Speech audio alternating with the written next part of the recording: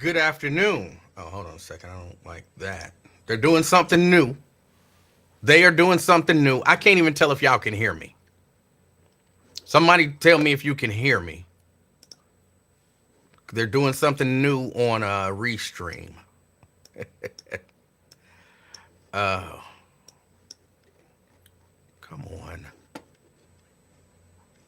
So somebody tell me if y'all can hear me. Can you hear me? Okay, thank you.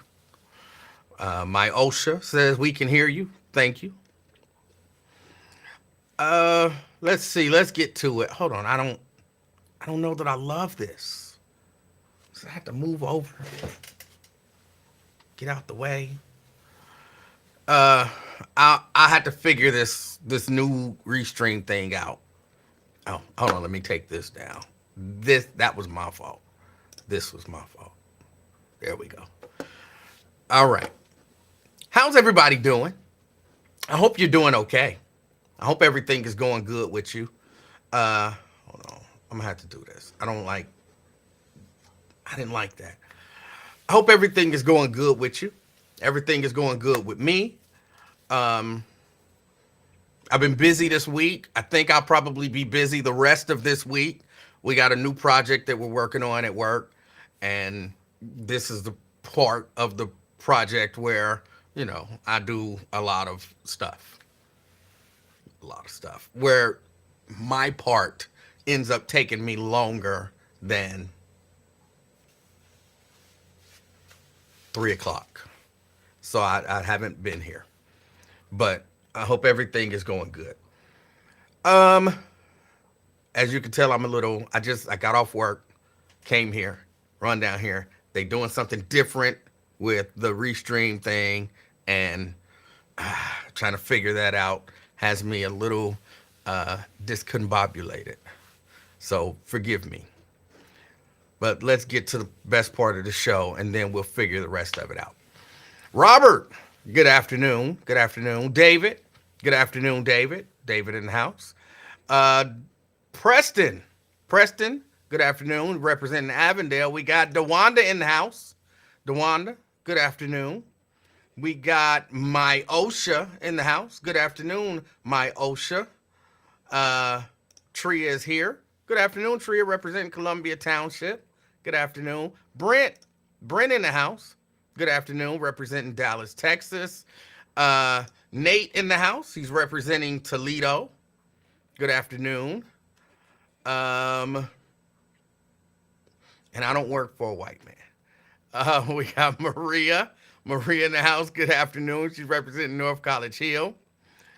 Let's see. Scott in the house representing West Walnut Hills. Terry in the house representing downtown. The Bettina Public Sports Show or Fame in the house representing Finneytown. Good afternoon. Um, at 2 Nate. Oh, oh boy. Well, all the jokes. Y'all all got jokes. Okay, okay. That's cool. That's cool. Mary in the house. Good afternoon, representing White Oak. Jerica in the house. Good afternoon, Jerica. We got Darren, good afternoon. He's representing Madisonville. Sean in the house. Good afternoon, Sean. Good afternoon. David in the house representing Hebron. Good afternoon. Pat in the house. Good afternoon. We got Ben. Ben's here as well, representing Northeast Pleasant Ridge. Good afternoon. Tanika in the house, representing Orlando, Florida. Good afternoon, Tanika.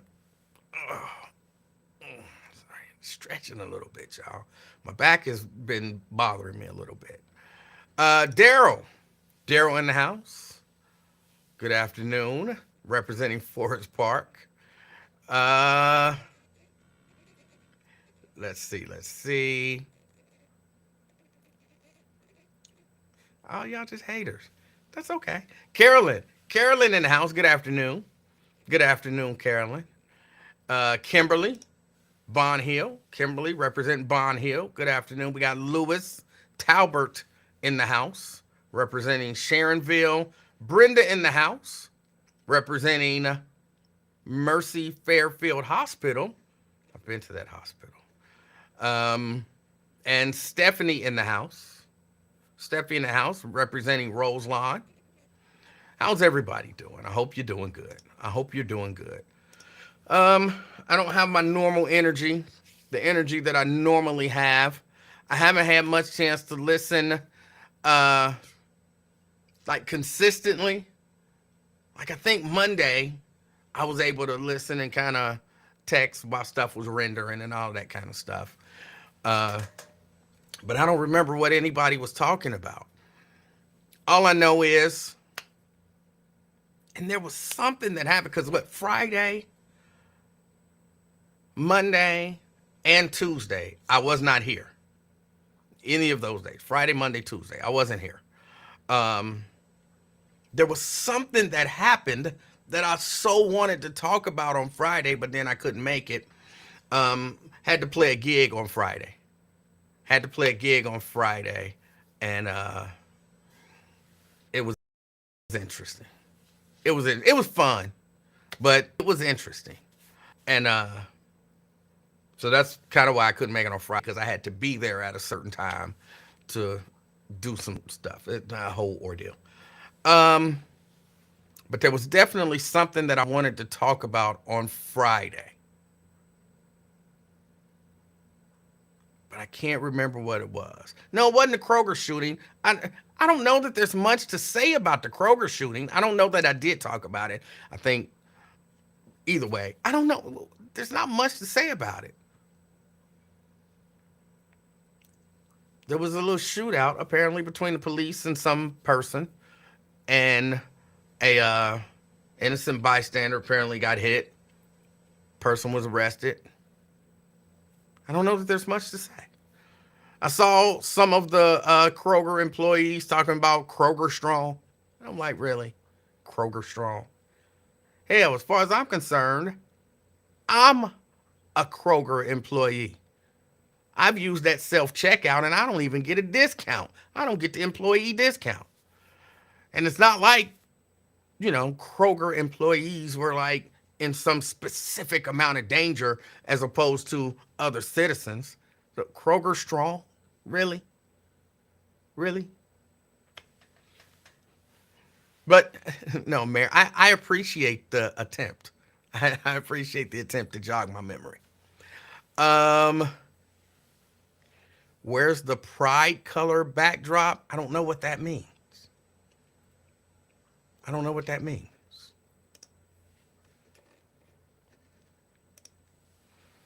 Nate says, how about those cops on video beating up that young man? I never saw the video. I remember somebody was talking about it, but I never saw the video. So I don't know. What do you expect from, and this is an honest question. Have we gotten to the point, are we so delusional now that we, and when I say we, I mean citizens, that we honestly expect the police to treat us right, to act right? Do we honestly expect that? Come on, they are who they are. And it's not necessarily, this is the conclusion that I've come to, just for me. Police, kind of in general, probably, if you take them out of their uniform, that's when you can probably say the majority of them are good people. The majority of them are good people. But I keep referencing that Stanford experiment. There is something in us as humans that when you give us something, and I don't care, I've come to the conclusion that it doesn't matter. I don't care what it is. If you give me more money than you give everybody else, I have a superiority complex. And so I'm going to treat everybody like I got more money than you. If you give me more authority, I have a superiority complex. So I'm going to treat you like I have more authority than you. I'm going to look down on and treat you worse than because I have more than you. Whatever the more than is. Now, of course, everybody doesn't fall into that. But just as humans, hold on, stop, stop. Oh, hold on, I'm getting a text here. But just as humans, that's how we are. So when you give police people authority, and it's kind of embodied in that badge and that gun and that uniform and all of that kind of stuff. When you give them authority, hold on.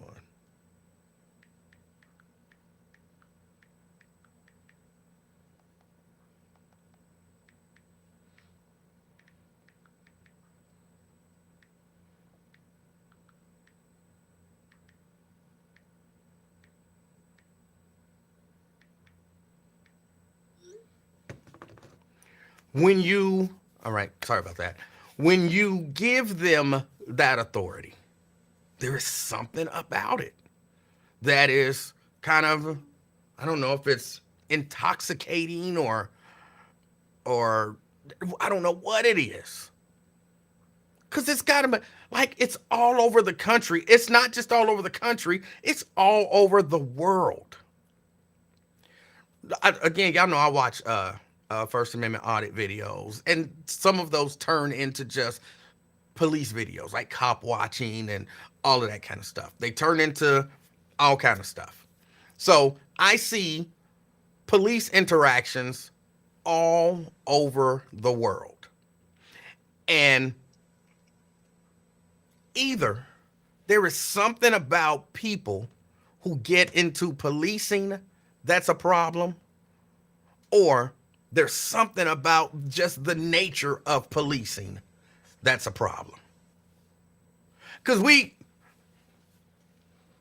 I do believe that there's a certain something, an extra something when it comes to law enforcement and here in the United States anyway, and the black community.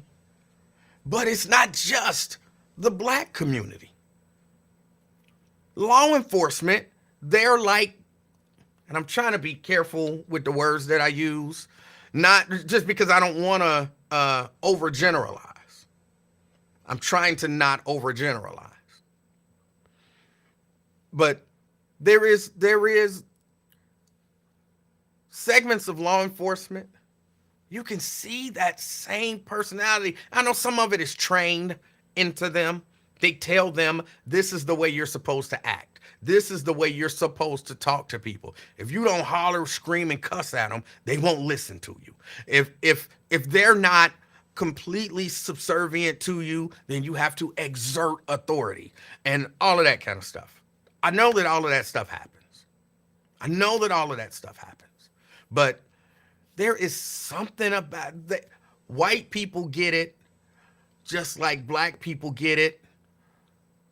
Like, as far as police are concerned, anybody can get it. Anybody can get it. Anybody who is not in some sort of authority over me by virtue of, your position or your money.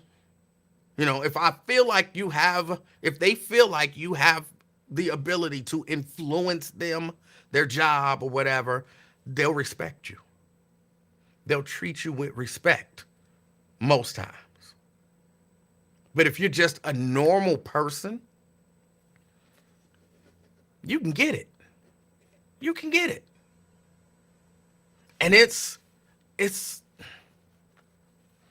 and yes, Janice says that power thing applies to all facets of society. And that's why I said it's not just police authority. It's if you got more money,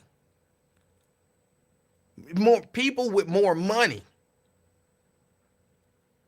their attitude towards people without money is, you like, whoa, like, come on. But I got something that you don't have. I have more power, more whatever than you. It's just the way it is. And it's a human thing. It's a human condition. I don't know how to solve that condition. Because if I did, I definitely would. But it's a human condition. So no, I didn't see the police beat up the dude. I didn't see the police thing with downtown. I didn't see any of that kind of stuff. But I'm certain I've seen it before. And there's always some that are worse than others. But here's what I'll tell you, and I've said this before, and I mean this, in particular with law enforcement. When you hear law enforcement talking about they don't like bad police, police don't like bad police either. We want those guys out. They make us look bad. That's not true. That's not true. Police like bad police. I think that's a human thing too. We like the person. And this is part of why I believe I'm mixing all this stuff together. Y'all forgive me. It's been a minute. I've got stuff I got in my head that I think I have to get out. I think that's a part of why there are people who like Trump as much as they do. Sorry, Ron. People like the people kind of in the same position, but those, I'm going to say, risk takers. Those people who are willing to be more aggressive and do the stuff that they know they're not supposed to do, but know that they can get away with it, if that makes any sense. Like, yes, cops, you'll see, I guess I should say, I watch these videos. I've seen there be 10 cops around, and they're trying to de-escalate a situation and talk to a guy, right? Let's say it's a traffic stop. All the dude did was speed.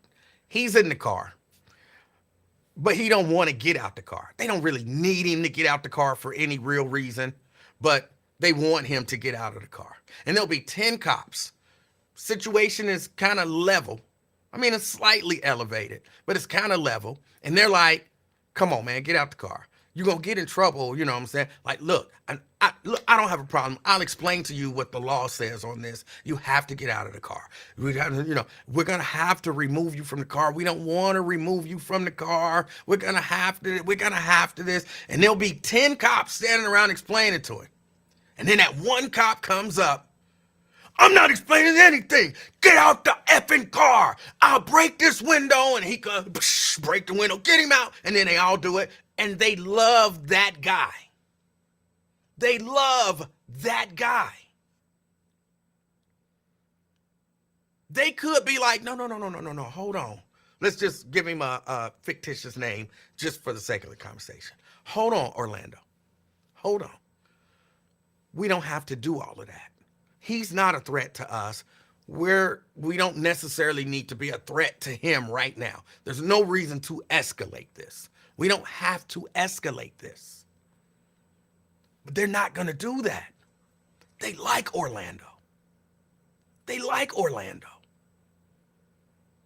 They look forward to Orlando showing up. They don't want to sit here and negotiate with you. I mean, they will, because they're not just in their core evil people. They're a little hyped up on power and authority, but at their core, they're not just evil people. Okay, I'm sorry. We have to place you under arrest. We have to. Just put your hands behind your back. Hold on. Explain to me, what did I do wrong? Come, sir, if you would just put your hands behind your back, we can, we'll put you in the car.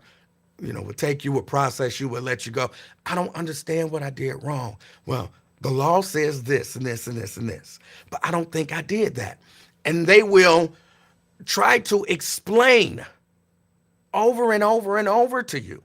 But when Orlando show up and grab you and body slam you to the ground and put your arms behind your back and do it real tight so your shoulder is all messed up, and put them cuffs on you as tight as he can, and then do the other one as tight as he can, and then lift you up just by your arms, so that your shoulders and stuff get all messed up. They don't say, whoa, whoa, whoa, whoa, whoa, Orlando, that's too much. Because they wanted Orlando to show up. They wanted Orlando. So, well, we don't like the bad cops. We don't like, yes, they do. But it's not just cops. It's not just cops. Man, I have an issue with my neighbor or, you know what I'm saying, whatever. I done been trying to talk to this dude. Yo, Peanut, come handle this. Peanut gonna show up, knock somebody out. We not gonna be like, no, Peanut, no, Peanut. Nah, that's what we call Peanut to do. We call Peanut to do that. And we get to be, hey, I didn't do it. I didn't do it.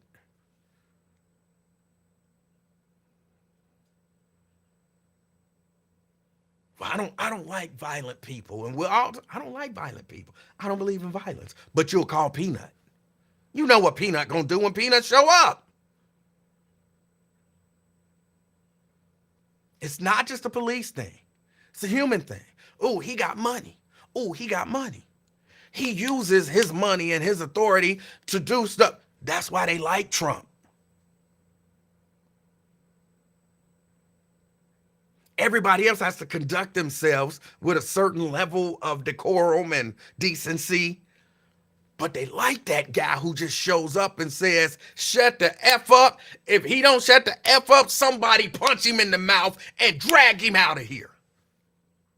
They like that. They like that.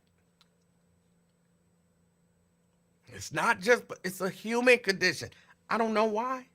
I don't know why. But it is. But it is. So no, I didn't see the video, but I don't think we'll ever get to a point where law enforcement is fair or decent to everyone all the time. Takes time to explain. You know what I'm saying? Don't escalate when it doesn't have to be escalated. All of that kind of stuff.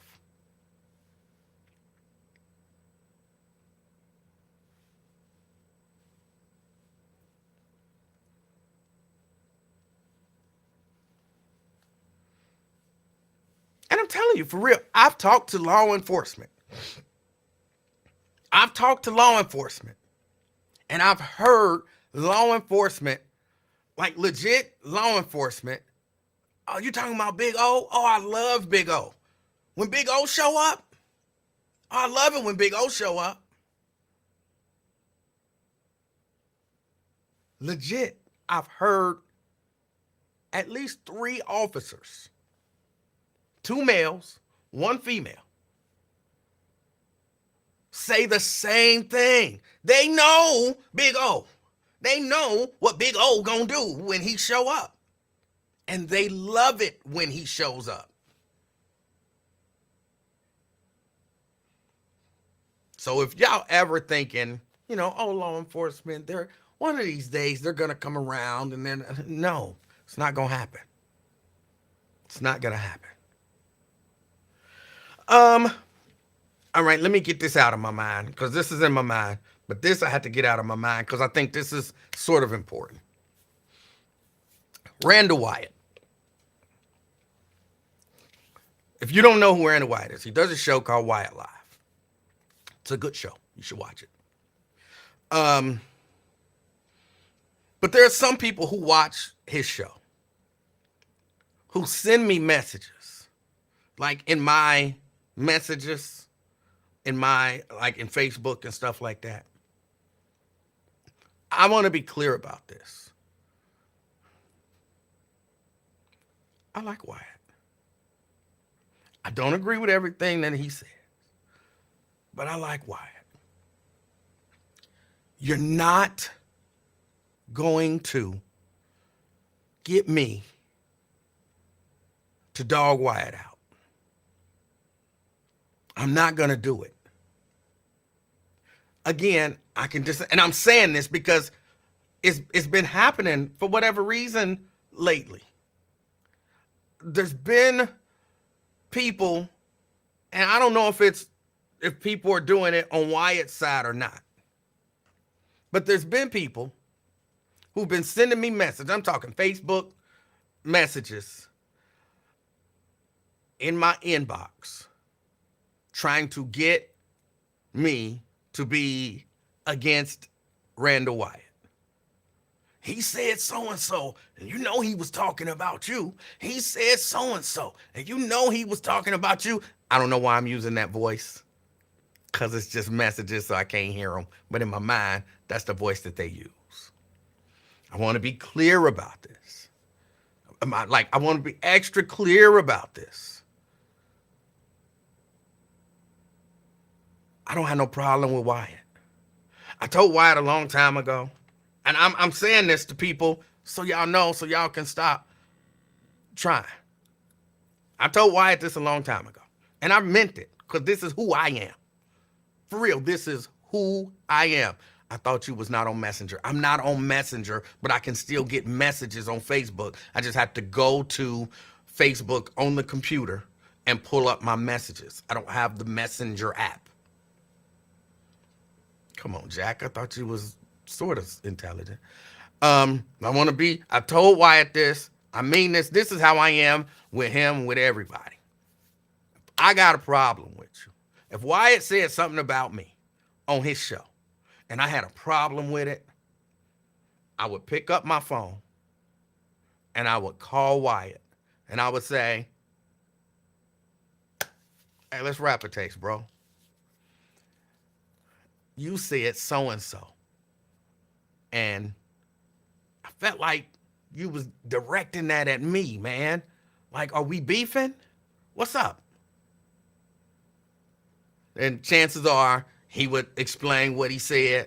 And if it was directed at me, he would say, yeah, it was directed at you. But I don't think we beefing. We just don't agree. And, I said what I said. And I'd be like, well, I was really offended by that. And he'd be like, well, I didn't say it to offend you, but I said it because it's how I feel and I think it's true. And we would discuss it like two grown-ups. Not somebody trying to agitate something. So just be clear, y'all. Just be clear. We're both adults.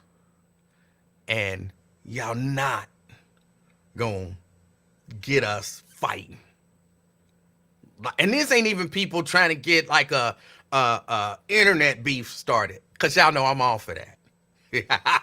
And I think Wyatt knows I don't have no problem calling his name on air and saying whatever it is that I have to say, and I don't have no problem when he called my name on air and say whatever it is that he had to say, and we can go back and forth. And he know I call his show. I think he's scared to call my show. But he know I will call his show and we can go back and forth about whatever we don't agree on. He know that. So I'm not saying I won't have like a internet, but don't try to start nothing. You know what I'm saying? You trying to...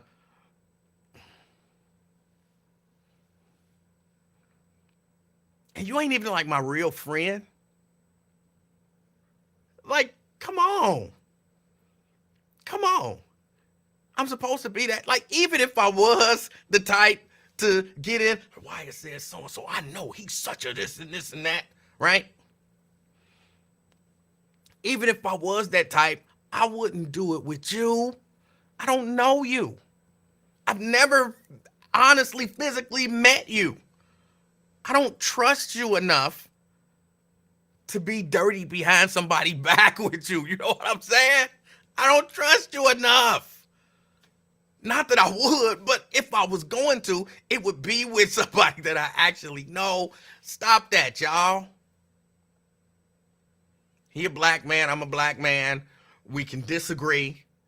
And, you know what I'm saying? I can challenge stuff that he say. I'm going to challenge stuff that he says. I'm going to challenge stuff that Lincoln says. I'm going to challenge stuff that you say. But that don't mean we enemies. Stop trying to create more dissension. And especially where it don't exist at all. Stop it. I think that's about it. That's all I had to say about that. but I see it. I was about to say I could show y'all messages, but I'm not gonna do that because then that would elevate it. But it's not gonna happen. Stop trying to force it to happen.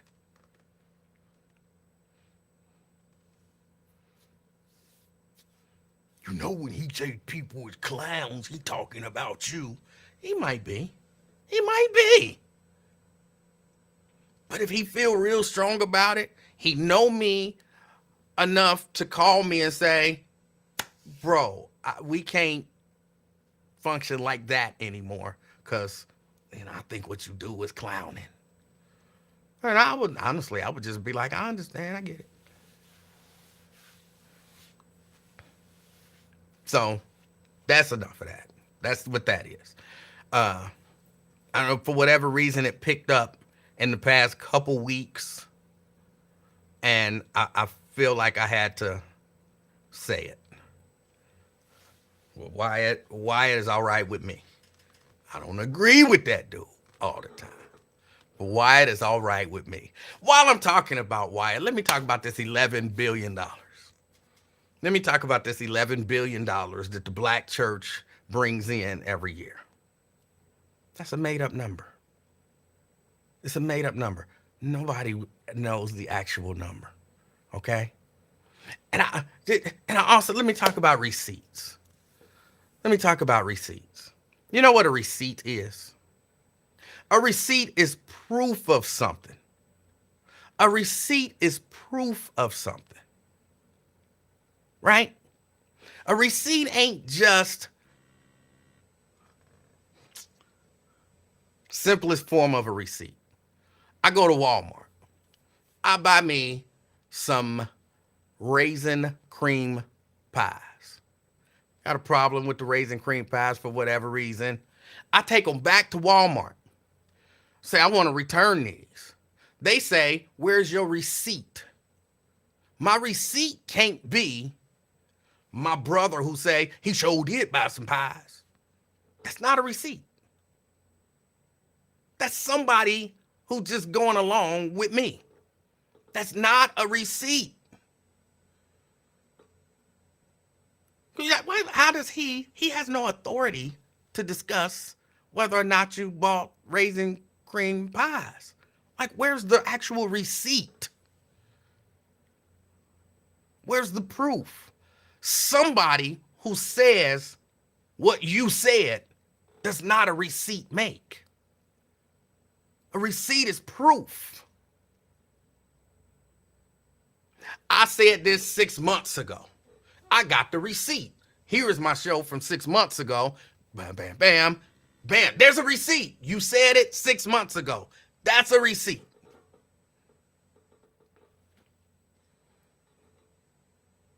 I think Trump is gonna win the election. I got a receipt. Some other dude saying, I think Trump is gonna win the election. That's not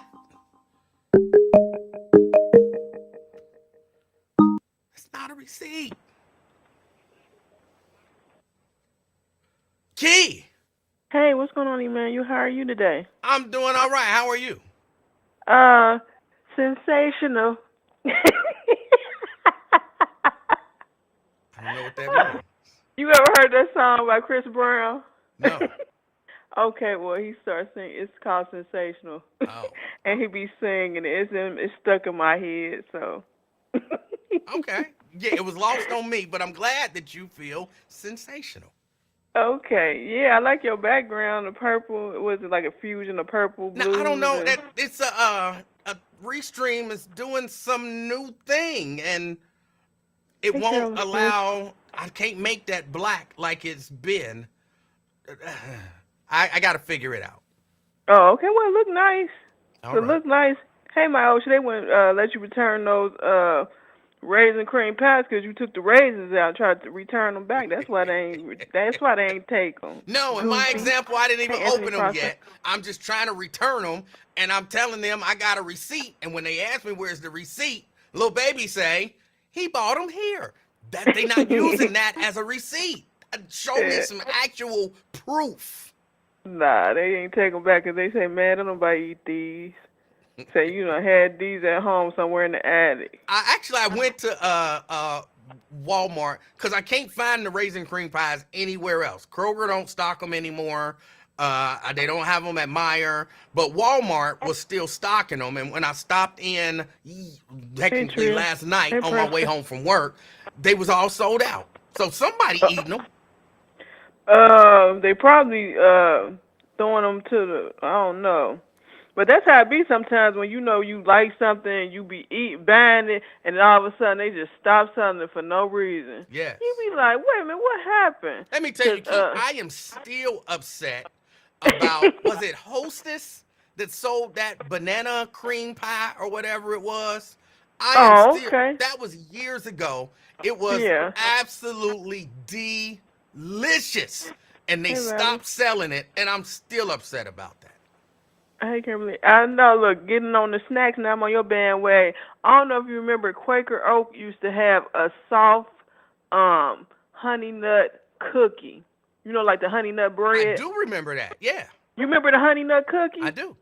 They stopped selling them. I Yeah. can't find them, and they was good and soft. I was I like, didn't oh love them, man. but I remember that they were tolerable to me. I'm not a big oat guy.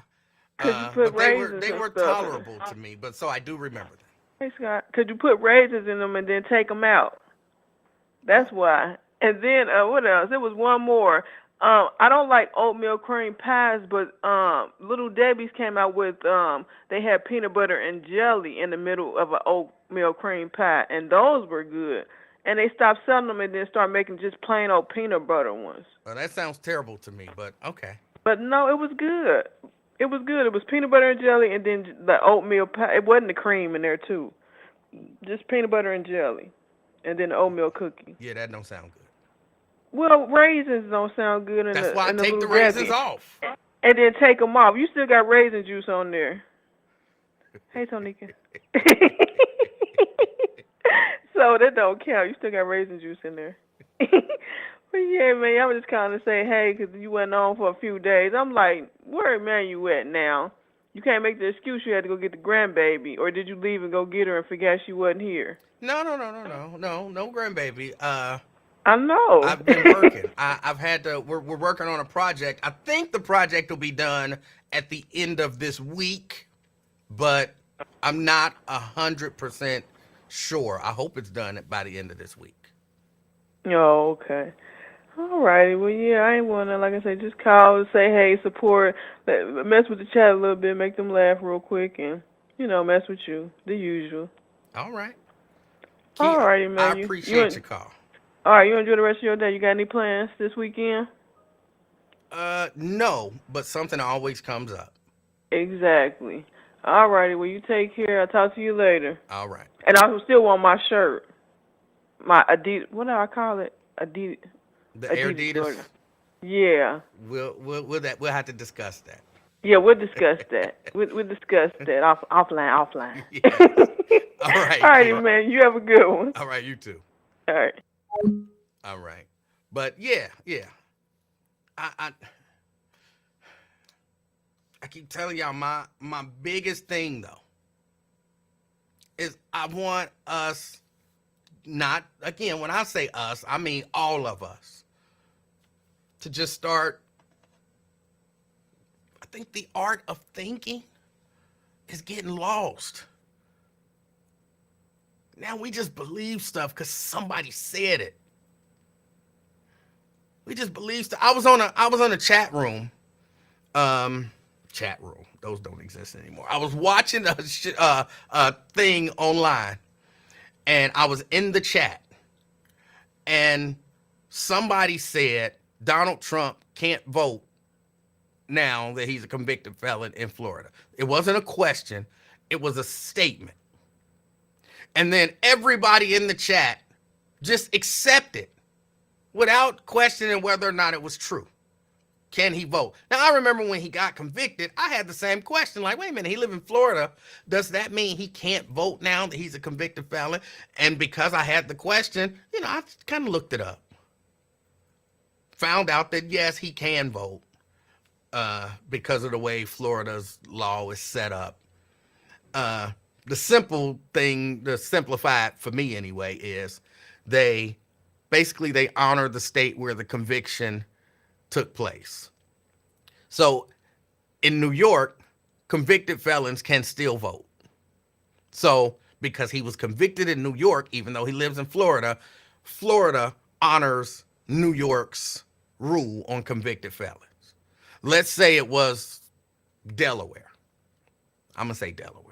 I don't know if this is the case. I'm just using that as an example. And say in Delaware, if you're a convicted felon, you can't vote. So then someone who got convicted of a felony in Delaware lives in Florida, they won't be able to vote because they honor that rule, right? So instead of looking it up, everybody just accepted what was said as a fact and started a conversation in the chat started about how he's not going to be able to vote for himself in the presidential election. And me, being me, I say, well, that's not true.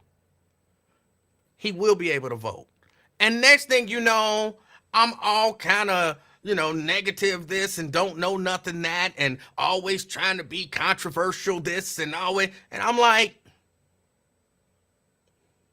but it was what the person said wasn't true. What the person said wasn't true. And y'all mad at me. And this was not in Lincoln Ware's chat. It kind of happened, but not to that extent. This was not in Lincoln Ware's chat.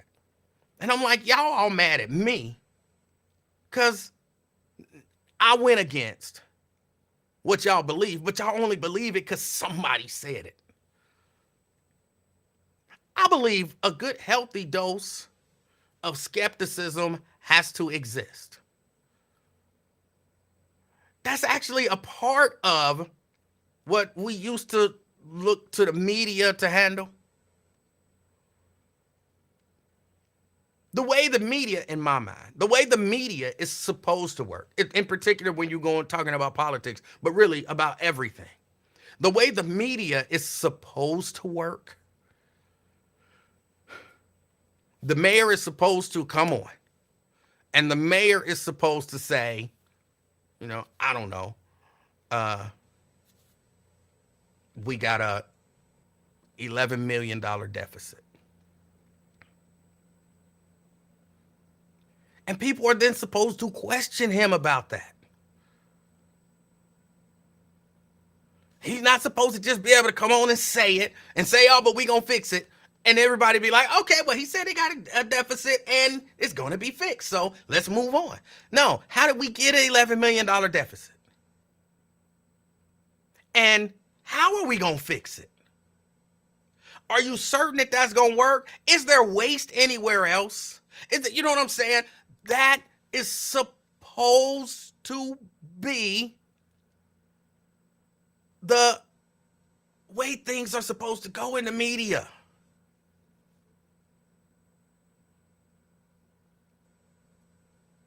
That's supposed to, and see, like Stephanie's doing it. Stephanie says, but it is true that the average black church does make $11.5 billion annually. Well, that's so not true, it's not even funny. And if you researched it and you researched something and your research came back that the average black church makes $11.5 billion annually, I don't even have to research that. Your research is jacked the F up. That's just not true. But now let's deal with what you were trying to say. That black churches as a whole in America bring in $11.5 billion annually. Again, that's a guess. That's a guess at best. It might be close. It might not. But it's a guess. Here's how I know it can't be accurate. I actually know of 2 churches who don't deposit all their money into the bank. So if you're going based on, well, this is, you got to have actual accurate numbers on every single black church in America. You're not going to get that. You're not going to get that. So how about saying it's estimated that collectively the black church brings in around $11 billion a year? Hey, man, you splitting hairs now. That's what facts are. How can you tell me I'm telling you facts? I deal in facts. All right, you deal in facts. And then you give me something that's not factual. It's important to, it is estimated. Why would I tell you the name of that church? They don't be, stop it. Stop it. What? But it is estimated. Because that's what it is. It's an estimate. It's an estimate. And if you are the fact people,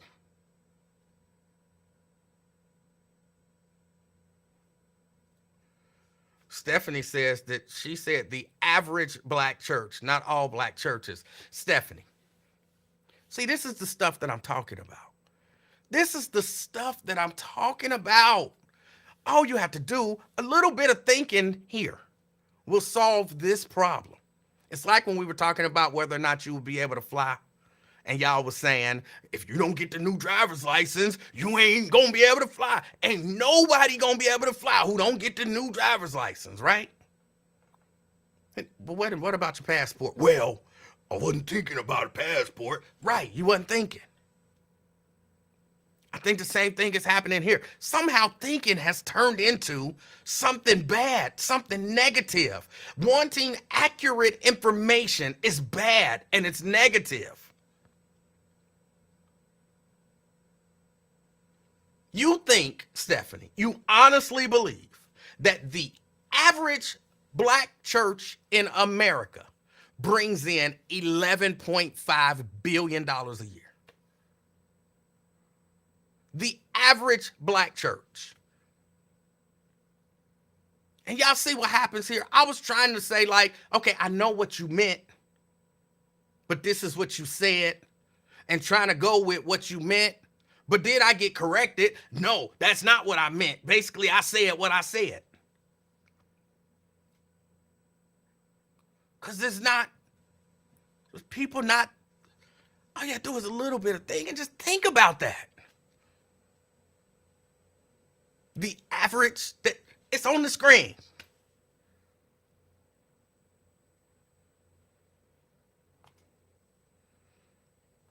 Most churches, I won't say most because I don't know. But there are churches out there that have problems paying their electric bill. If they was bringing in $11.5 billion a year, the electric bill probably wouldn't be a big deal. A lot of churches is out here worrying about keeping the lights on.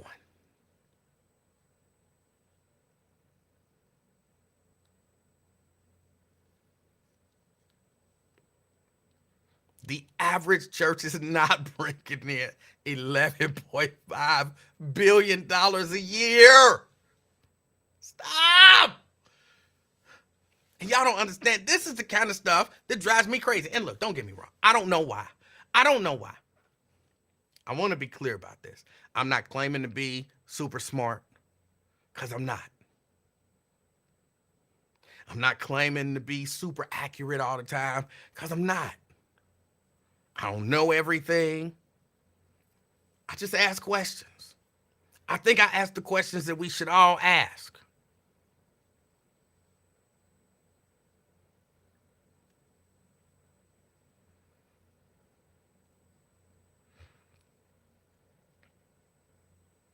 But somehow that's negative now.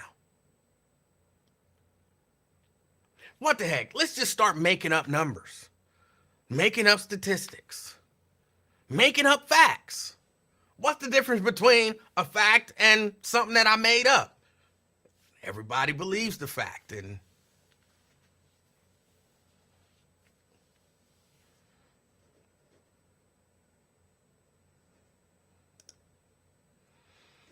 well, this is why we communicate, E. We all can make mistakes, but the way you came at me with my research being jacked the F up, that was rather disrespectful. We had to treat each other better when communicating. I said, I think you meant, because I tried to, I was in my mind, I was certain that you didn't mean what you apparently meant. That the average black church brings in $11.5 billion. So I said, that's not true. And if your research told you that, then yeah, your research is jacked up. Jacked the F up. Yes. But I'm pretty certain what you meant was. And then you came back to correct me and say, no, that's not what you meant. But you meant what you said. I was given room for we all make mistakes.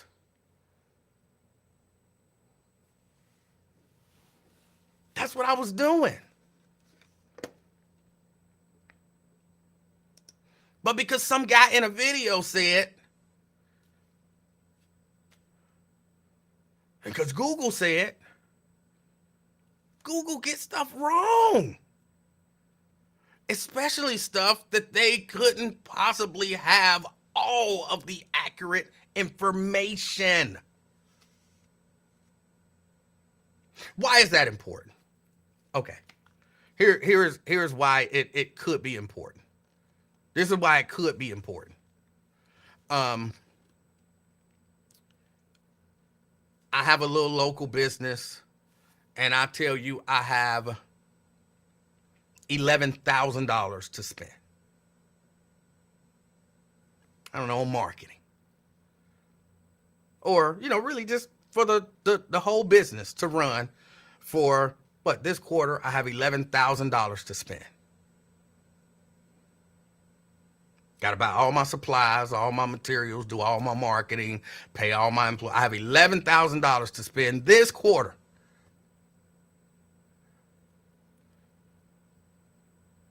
Ain't it important that 11,000 number is correct?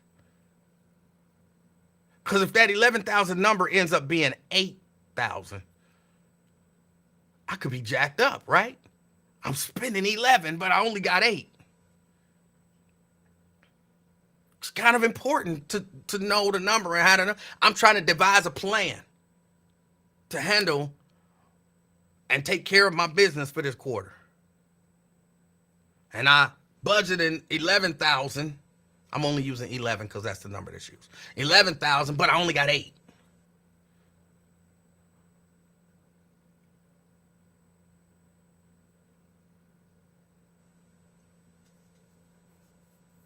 And I give you that as a hard number. It's a fact. This is how much money I got. It's a fact. I don't really have that much money, though. I didn't say I estimated. I think I stated something as a fact. That could mess everything up.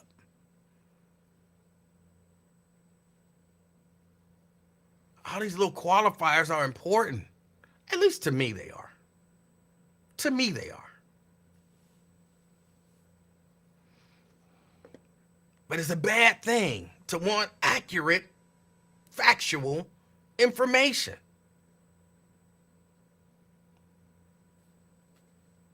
I don't know when it became negative. And that's what I want us as humans to stop just accepting everything that we see and hear as a fact.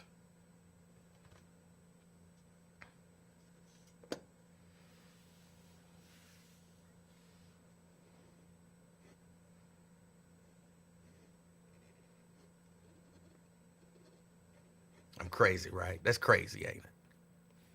That's crazy. This Ian is actually saying that you shouldn't state something as a fact unless you know it to be a fact.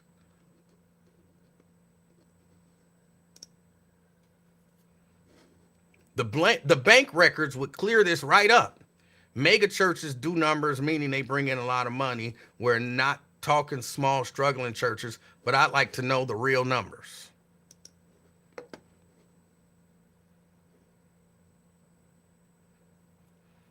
Y'all know that there are a lot of really small churches.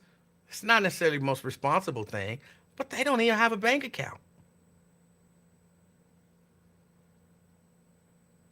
So even the bank records wouldn't necessarily clear it up because all the information is not out there to gather.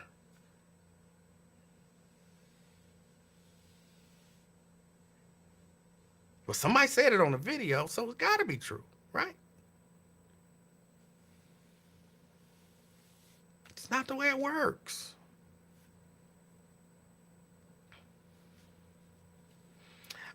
What else is going on? What else is going on? Oh, there was something else that I wanted to talk about. Oh, I can't think of what it is.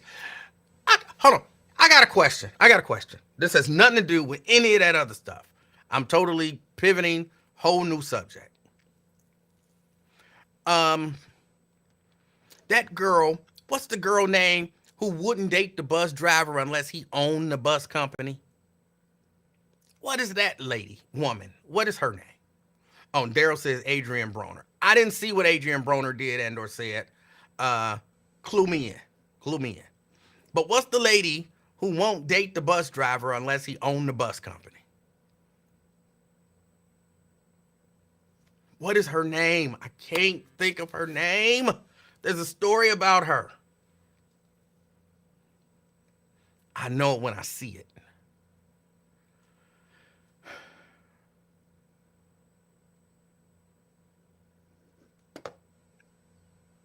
Williams. Is it Ebony? Is it Ebony Williams? Is that her name?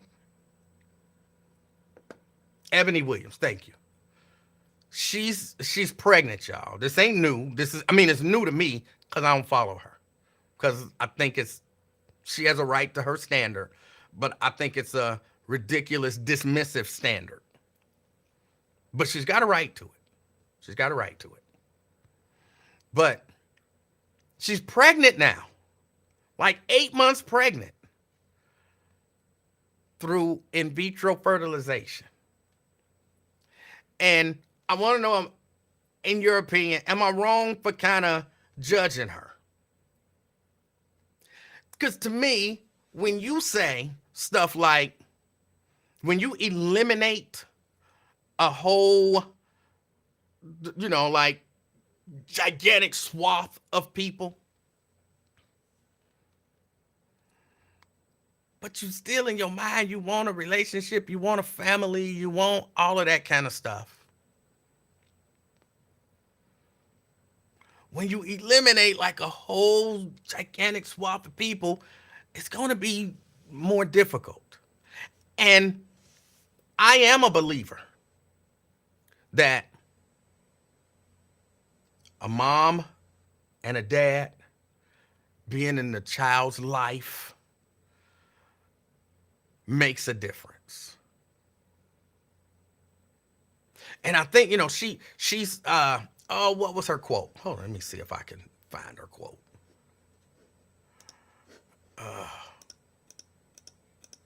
Hold on, where did I see that story?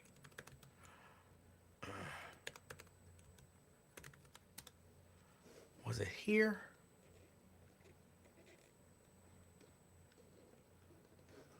I don't think it was there. Yeah, here. Oh no.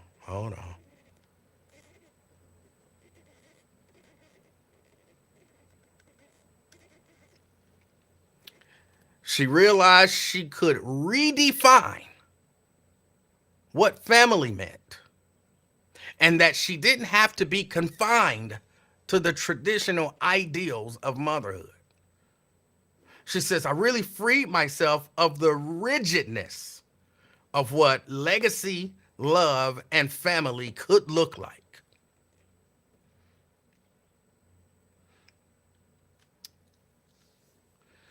I want to know, is that bad for the family? Is that bad for the family structure? If we just have decided, we can just redefine what that looks like. Because I'm of the belief that we should be trying to get back to what the traditional family is: mom, dad, children. And not move further and further away to defining it as anything else. And then that makes it okay.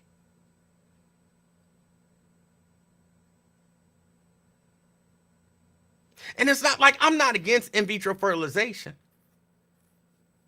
In particular, if me and Mrs. Livingston, we're married, we're together, we want to have a child, and for whatever reason she can't conceive, in vitro fertilization, because we're still working within the bond, within the confines of what a family is. B-Rap, Emanuel Livingston, how you doing, big brother? I'm doing good. Okay. Now, with everything that's going on, I'm speaking on the topic of the family structure, right? All right. You are a friend of the LGBTQ community, right? Am I? I'm asking you, are you? I'm a friend of the LGBT community. I'm not. I don't think I'm an gay. enemy of the LGBT community, but I don't know that I'm a friend. I'm just a guy who. I mean, it's not just, amen. You old school. I know it's not homophobic to be like, okay, I support the LGBTQ community or whatever, I support or whatever people. they do. Right. With that being said, you with your own words, the traditional family is a mom, dad, and children, right? Yes. So would that make you opposed? And I'm just asking. Okay. I'm not. This is me asking, I'll right? answer. I'm not. You know what I'm saying? Uh-huh. This is because I'm confused on this because this is a pretty interesting subject you're talking about at the moment. Because with the lady Tasha K having a child, and she dissing bus drivers, which I do personally. But okay, would you be opposed to two moms and a kid? Okay, when you say opposed to, I'll answer it this way. Okay. I'm not necessarily that's not ideal. Okay. And to be honest, I don't know that that's necessarily good. I Okay. think it's Yeah. better All right. than nothing, but I don't think it's good. Right. Okay. That's what made me ask that first question. If you support, because by that logic, then that community would be upset with you if you were like on a national, radio broadcast or whatever, saying those type of things. I'm not caping for that community. I'm just stating on how that could look. Do you understand where I'm coming from? I do, and that community, uh, my sources tell me that community doesn't like a lot of things that I say when it with regards to traditional values and all of that kind of stuff, and I'm cool with that. Right. But That's cool. You can. I'm sorry, you man. Go ahead. no, but I had to say what I believe. Now, again, I'm not saying Right. what I believe is 100% right, set it in stone, and if you against me, you going to hell and all that nonsense. But this is how I feel and what I believe. Got you. Well, I mean, it's good what you're saying, ideal wise, but as far as like reality, that'll never happen. They're going back to the traditional family, and things is more ratchet now than ever. We used to have balance back in the 70s, 80s, and even 90s to the early 2000s, but it's no more balance anymore. So it's going to be like men having multiple kids with multiple different women. Women are always going to be single moms, black or white. It's not just delegated to the black community. It's on both sides of the spectrum.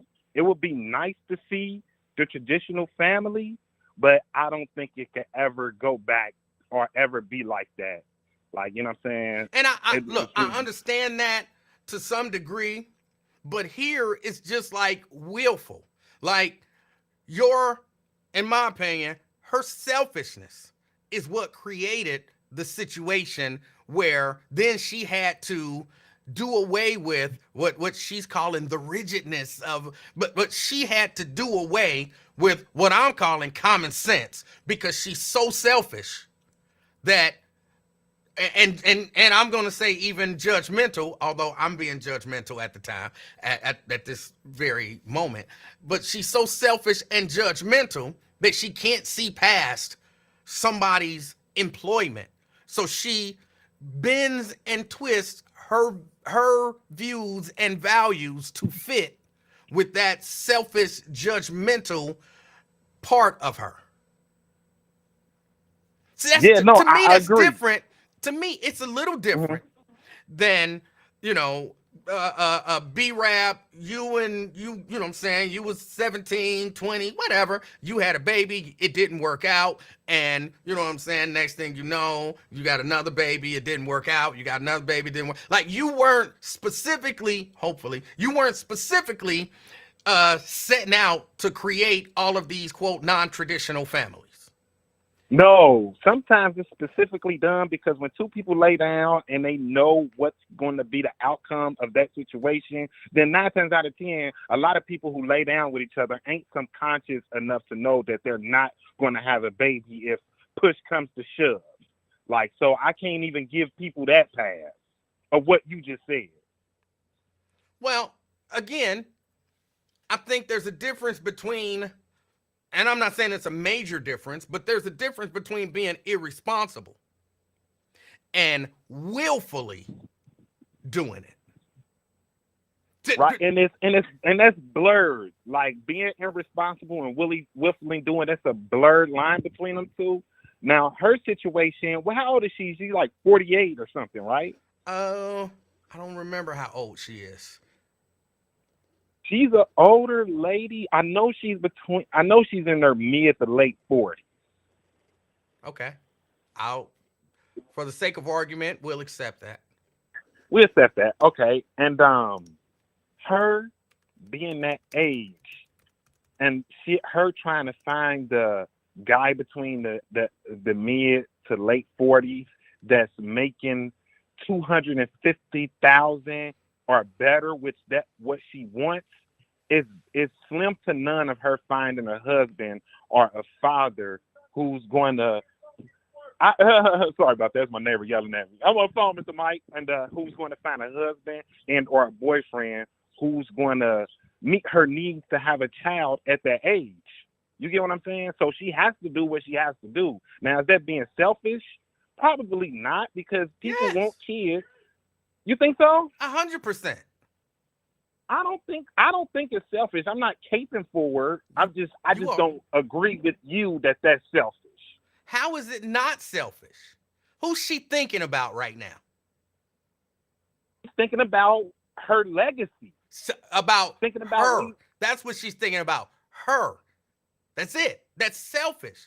She's the only one that she's thinking about. But man, she don't have any other significant other person to think about. And that's because she's selfish and judgmental. I agree with that. I totally agree with that. So her selfishness has created a situation where she has to be selfish in order to have a child, and she don't care how it may or may not affect this child that will be born. I agree with you on that as well. But just because she was selfish through the prime years of her life doesn't mean that she shouldn't have to produce a child. Now, the way she's going about it, that's probably her only option, because like I just said, it's no man that's between the ages of 45 and 55 that makes $250,000 a year or better checking for a woman that's 45 or 55 that makes less than $200,000 a year. That's not happening. Now, just so you know, according to this, She's 40 years old. I kind of looked her up, and according to this, she's 40. Okay. All right. Well, let's just go 40. And I don't Even think even. I don't think Mhm. B Rap that she would have a problem, or that she should have a problem finding a man who can love her and treat her with respect, who makes a decent living, who, would want to be with her. No, she wouldn't have a problem finding a man that who wants to be with her. But it's her, I'm going to go back to your agreement on that, her selfishness that won't allow her to have a guy that makes between 85 and $130,000 after taxes to be with her. To her, that's low quality. So she is selfish on that regard, yes. She's But just selfish in because every regard. uh yeah, yes, she is. But just because she's selfish, I'm just saying that doesn't mean that she shouldn't produce or try to leave a legacy. Now, everything else I agree with, but it's a lot of people that's out here selfish that still wants to leave a legacy. Like, it's just what it is. Like, I don't look at everything as just spiral down the drain. I try to look at things from different aspects. Like, you know what I'm saying? Yeah, yeah. So B that was Rap, that, I'm man. gonna just say, according to the story anyway, she's having a girl, and there's a huge part of me that hoped that girl grow up to be a bus driver. That's hilarious. She's having a girl, and it's a huge part of me that she's going to groom that girl to try to get a rich man, and her life is going to be in shambles. So if she has a cute little girl, then she better try to groom her to like cheerleading. That way she could be around some athletes, or she better groom her to be self-sufficient, to make her own money, regardless if she wanted her daughter to be a millionaire plus. So it's a lot of ways that she's going to try to raise this girl up to not mess with a bus driver or a police officer or a fireman. Quality, great jobs with great benefits and access. You know what I'm saying? But that's just how the boule is. You know the boule, man. You've been around the bourgeoisie people. You got bougie friends. I do not. Well, I do have You one or do. two rich friends. Yeah. So you know how it is. You know, they talk different. Them college educated people, they different, man. They different. You know what I'm saying? The sororities, the fraternities, you know, sometimes if you don't go to college, try to not talk down on you, but try to talk like they just a little bit better than you. And you know what I'm saying? Them type of people, them class of black people is different from the other class of black people. It's two different classes. But I'm just joking, man. But man, I just called to give you my rant on that, bro. I appreciate it, man. I'm finna finish cutting this grass, man. I was listening to you while I was cutting the grass, brother. B Rap, have a good day. All right, you too. Thanks, man. All right. 513-717-5464. 513-717-KING. That's the number to get on board if you'd like to discuss this. I see a few people saying, what are we discussing? What's the topic? Oh, that's a weird ring. CK. Hey, how you doing, Mr. Livingston? CK, I'm doing good. How are you? That was a phenomenal show you had today, man. You were talking about Officer Orlando Brown. I wasn't talking about him. You said Orlando was harassing the people. No, I didn't. I used a fictitious name, and the first name that popped into my head was Orlando. I could easily say it, Keith. Just the name Orlando popped into my head. That wasn't in reference to any specific real person living or dead. No, that's what we call them. That's the corrupt cops, the tough ones. They name Orlando. Okay. You know what I mean? Orlando. Yeah, you feel me? But this Ebony K. Williams, oh my God, what a piece of shit. She is trash. For you to say I would never date a bus driver, bitch, who the fuck is you? Why would she say that, Mr. Livingston? Well, that's how she feels. That's how she feels. I don't know that I agree that she's a piece of trash. I just Hold don't on, look. hold on.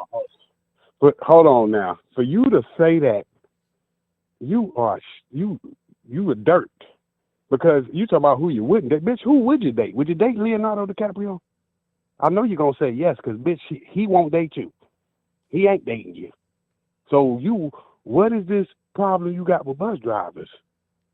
They don't. You acting like They they don't. sexual offenders or something. Well, I think her issue, and a lot of people have these types of issues, in particular, a lot of women, but not just women. They want what they perceive as someone with money and status and drive. And in their mind, drive means never settling for anything, always trying to get more, be more, have more, and all of that kind of stuff. And to them, that is the measure of a good person. For you to talk about those bus drivers in a negative light, people are people, sir. So for you to categorize them, love has no occupation. So you telling me your love for your wife is based on what she do for a living?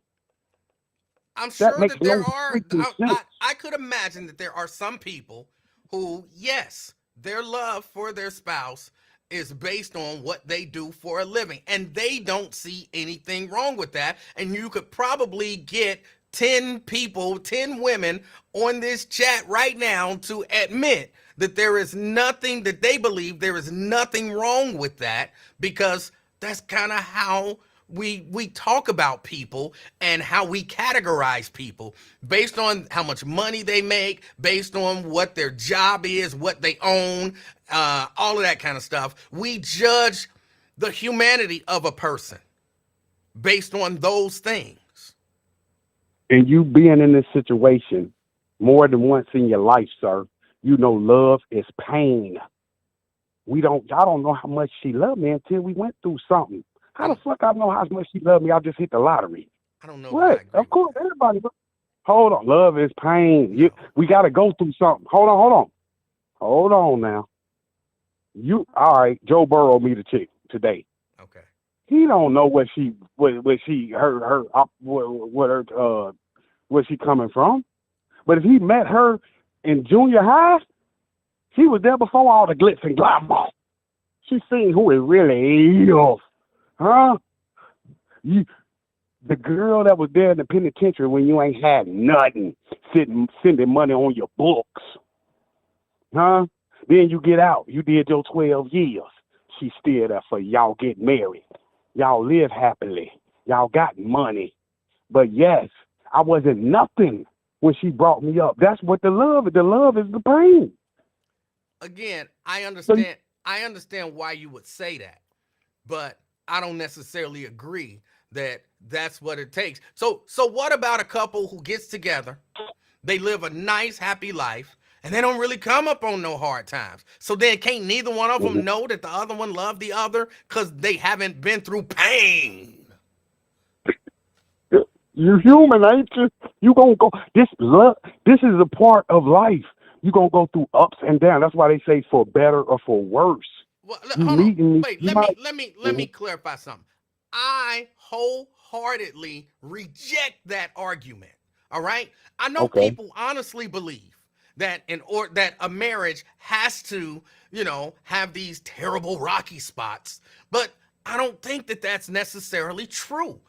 And sometimes I think people create those. And when you hear sometimes I've heard abuse victims say, I don't know he loved me, or I know he loved me because of, when he beat me. I've actually heard abuse victims say that.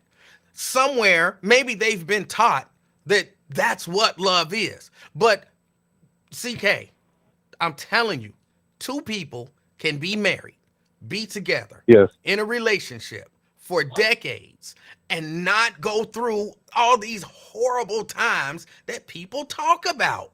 It actually can happen, but for some people, it won't happen because they don't think the relationship is real until they go through something. So some people try to manufacture something to say we went through something. It's not necessary. I agree with you 1,000%. You right. You right. I do agree. But I'm saying if you lost everything today, homeless, is wifey going to stay with you? What do you think? Does she love you for you, or does she love you for the possessions you have? I don't think that that's necessarily the measurement stick, because I would understand, like right now, and I like to use me as an example. I like to use other people too, Yeah, but I like to use me as an best example.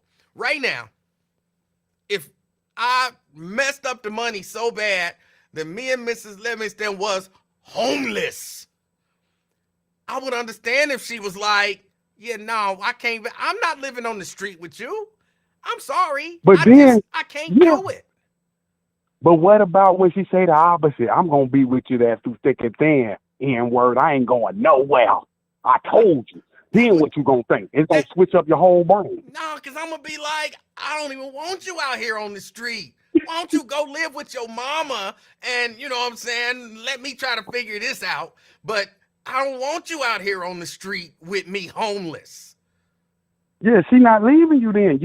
She still there. Look, all right, baby, I was gonna be out there with you, but you told me to go stay with mom. As soon as you get on your feet, we right back at it. So that's when your love is getting tested, through the homelessness. When you got to go to the free store downtown. You hear me? Downtown.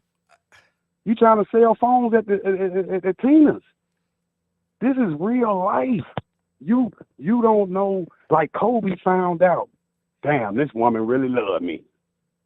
Because Tiger Woods' wife never loved his black ass. You see what she did?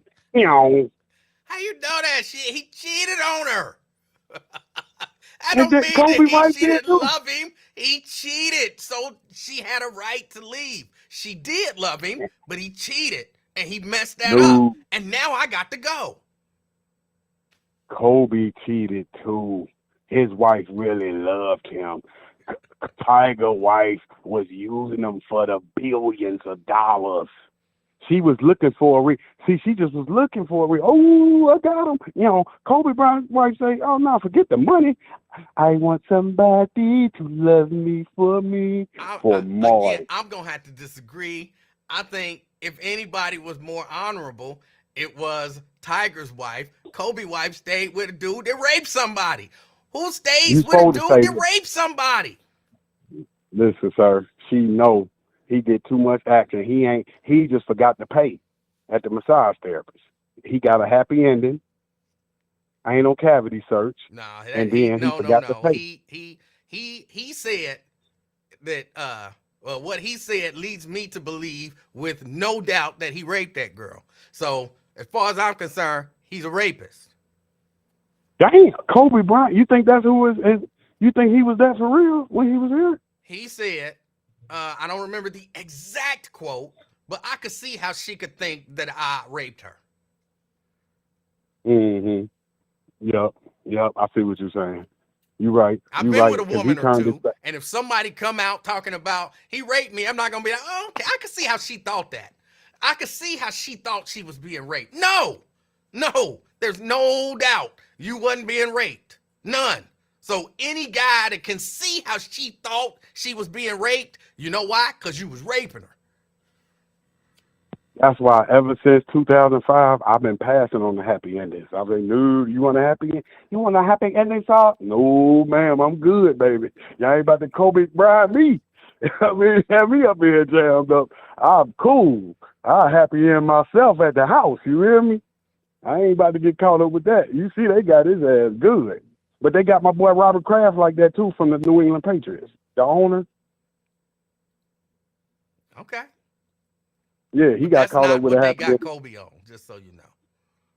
Nah, but you make a great point. I just want you to know that these women, that's like me telling you, oh, I would never date an Oscar award-winning singer. What? Who the fuck is you, nigga? That's what she's saying. Oh, I would never date a bus driver. Bitch, ain't no bus driver gonna date you. Have you looked in the motherfucking mirror? Who the fuck is you? You acting like you motherfucking Halle Berry or something. Bitch, you ain't shit. Hold on. You out. She's an attractive woman. She's ugly as fuck talking like that. Stop it. She lost all her look. She's physically attractive. She's successful.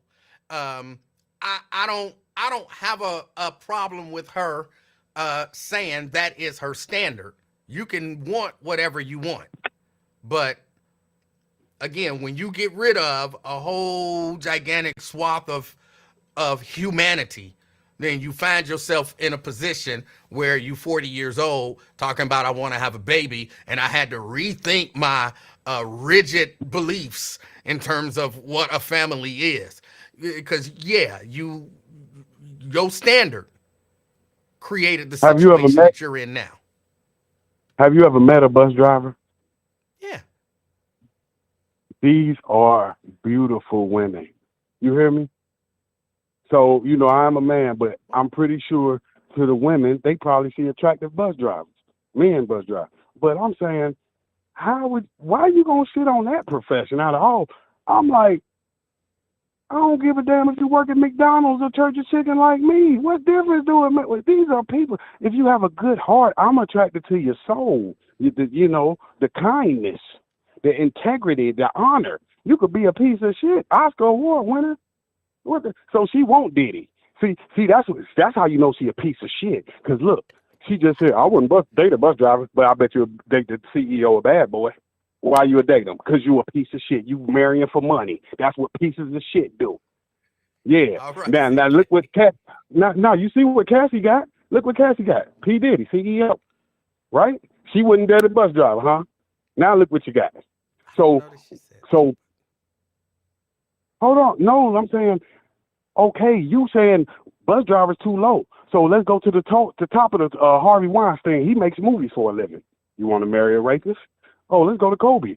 He plays basketball. He makes millions of dollars. So, bitch, what? So how aren't you a piece of shit? So you would trade your integrity to marry a high, powerful piece of demon, demonic. Come on now. These people are wicked. You seen what Diddy did to that girl? This who Ebony K. Williams would date. But she gonna shit all on the God-fearing bus driver. All right, CK. Yes, sir. Praise the Lord. Have a good Praise day. the Lord. All right. Yeah. That was CK. Oh, no. Stephanie in her feelings. I want to help you, Stephanie. Don't be in your feelings. Because being in your feelings, you saying stuff that's just not reasonable to try to prove your point. And it's not working. How do you know Kobe raped somebody? Where are your facts, or should I say receipts? First, I didn't say I know. I clearly said I believe. In my opinion, I feel like, I think. I didn't say it's a fact that Kobe raped somebody. I said this is what I think, and this is the evidence that led me to believe what I believe. So, come on, stop it. Get out your feelings about facts and what's not. I typically am pretty clear about what I'm stating as a fact and what I state in terms of what I believe. I didn't state it as a fact. Don't be mad because you thought that the average church, the average black church in America bring in $11.5 billion. Don't be mad at me. I still got love for you. Don't be mad. Blade. Hey, buddy. How's it going? Blade, it's going all right. How's it going with you? It's going fine, buddy. Hey, man, you talking about a good subject. It's good, man. Whoever speaking of misquotes about how much the church brought in, if the church brought in that much money, we'll be running the country. So you hope, or we can have our own country for that. So that's wild. But you know, it's a new world. People think the way they want to think and make up facts, like you said. Hey, man, in order for us to survive, the black community, only thing that's gonna save us is family. So you know, I know you was talking to the young fella. He was caping. I mean, he almost damn near brought his own, made his own cape. But we cannot go against what we didn't invent. God made that divine order. So how did that human beings that they can break it? And who would want your girl? You out of order. You getting somebody else's seed to have a baby, and then you're gonna demand a new dude certain amount of money to come into your almost already made family. Who would want her? Well, but just to be fair, when she was saying all of that stuff, she didn't have she wasn't pregnant. So this, I think at least in my mind, the pregnancy is a result of her setting her standards so high that she couldn't find the person that could meet it. Well, like I said, when people think the way they think, she's gonna be like a half of them out there that think like her. She's not the first one, and they all. I mean, ain't trying to be funny. Most of them that think like that end up being by themselves because she's gonna teach her child to be so selfish. Her child gonna go on with her life and get on with her life, and she's still gonna be by herself. And, you know, like Kevin Samuels said, if a man making that much money, what make you think he gonna pick down? He's gonna pick up. And Kevin Samuels already said, why would a man want a older woman like that when he can go get a younger woman? Kevin like you said, Samuels men got choices. So why would a man want a woman that want his money? He got his money. Don't no man want no woman thinking like that. And I'm just saying, majority of them already got a already made family. I mean, a chick in her 30s and 40s, they not virgins. If you can find a 40-year-old virgin, good luck. But like he said, your wound is been beat up, tore up, and you think you're gonna pick a man making $300,000-$400,000? Nah, a man making that much money, he damn near gonna want a virgin, so he gonna pick somebody young. I could see that being the case, but that's not necessarily the case. Well, if you say so, but I'm like I told you last week, these older cats are not trying to holler at chicks they age or older. They trying to holler at them chicks' daughters, just point blank. You know how people get down, man. And like somebody said, it ain't reality, but it is reality. I mean, I ain't trying to be funny. Who wants an older woman wearing a hair hat out of shape? He can get a young chick with a hair hat in shape. So, I ain't trying to be funny, man. Just keeping it real, man. Some of our women has got so damn ridiculous. That's why most cats are going to South America, man. Getting natural beauty women, man. The exotic women, because our women over here, man, they want so much, and they don't got nothing. It's just sad, man. I know you don't want to respond to it, but you know how it is. I feel sorry for some of these young dudes because they ain't got so soft, and the chicks have got so hard. It's all messed up, man. It's just all messed up.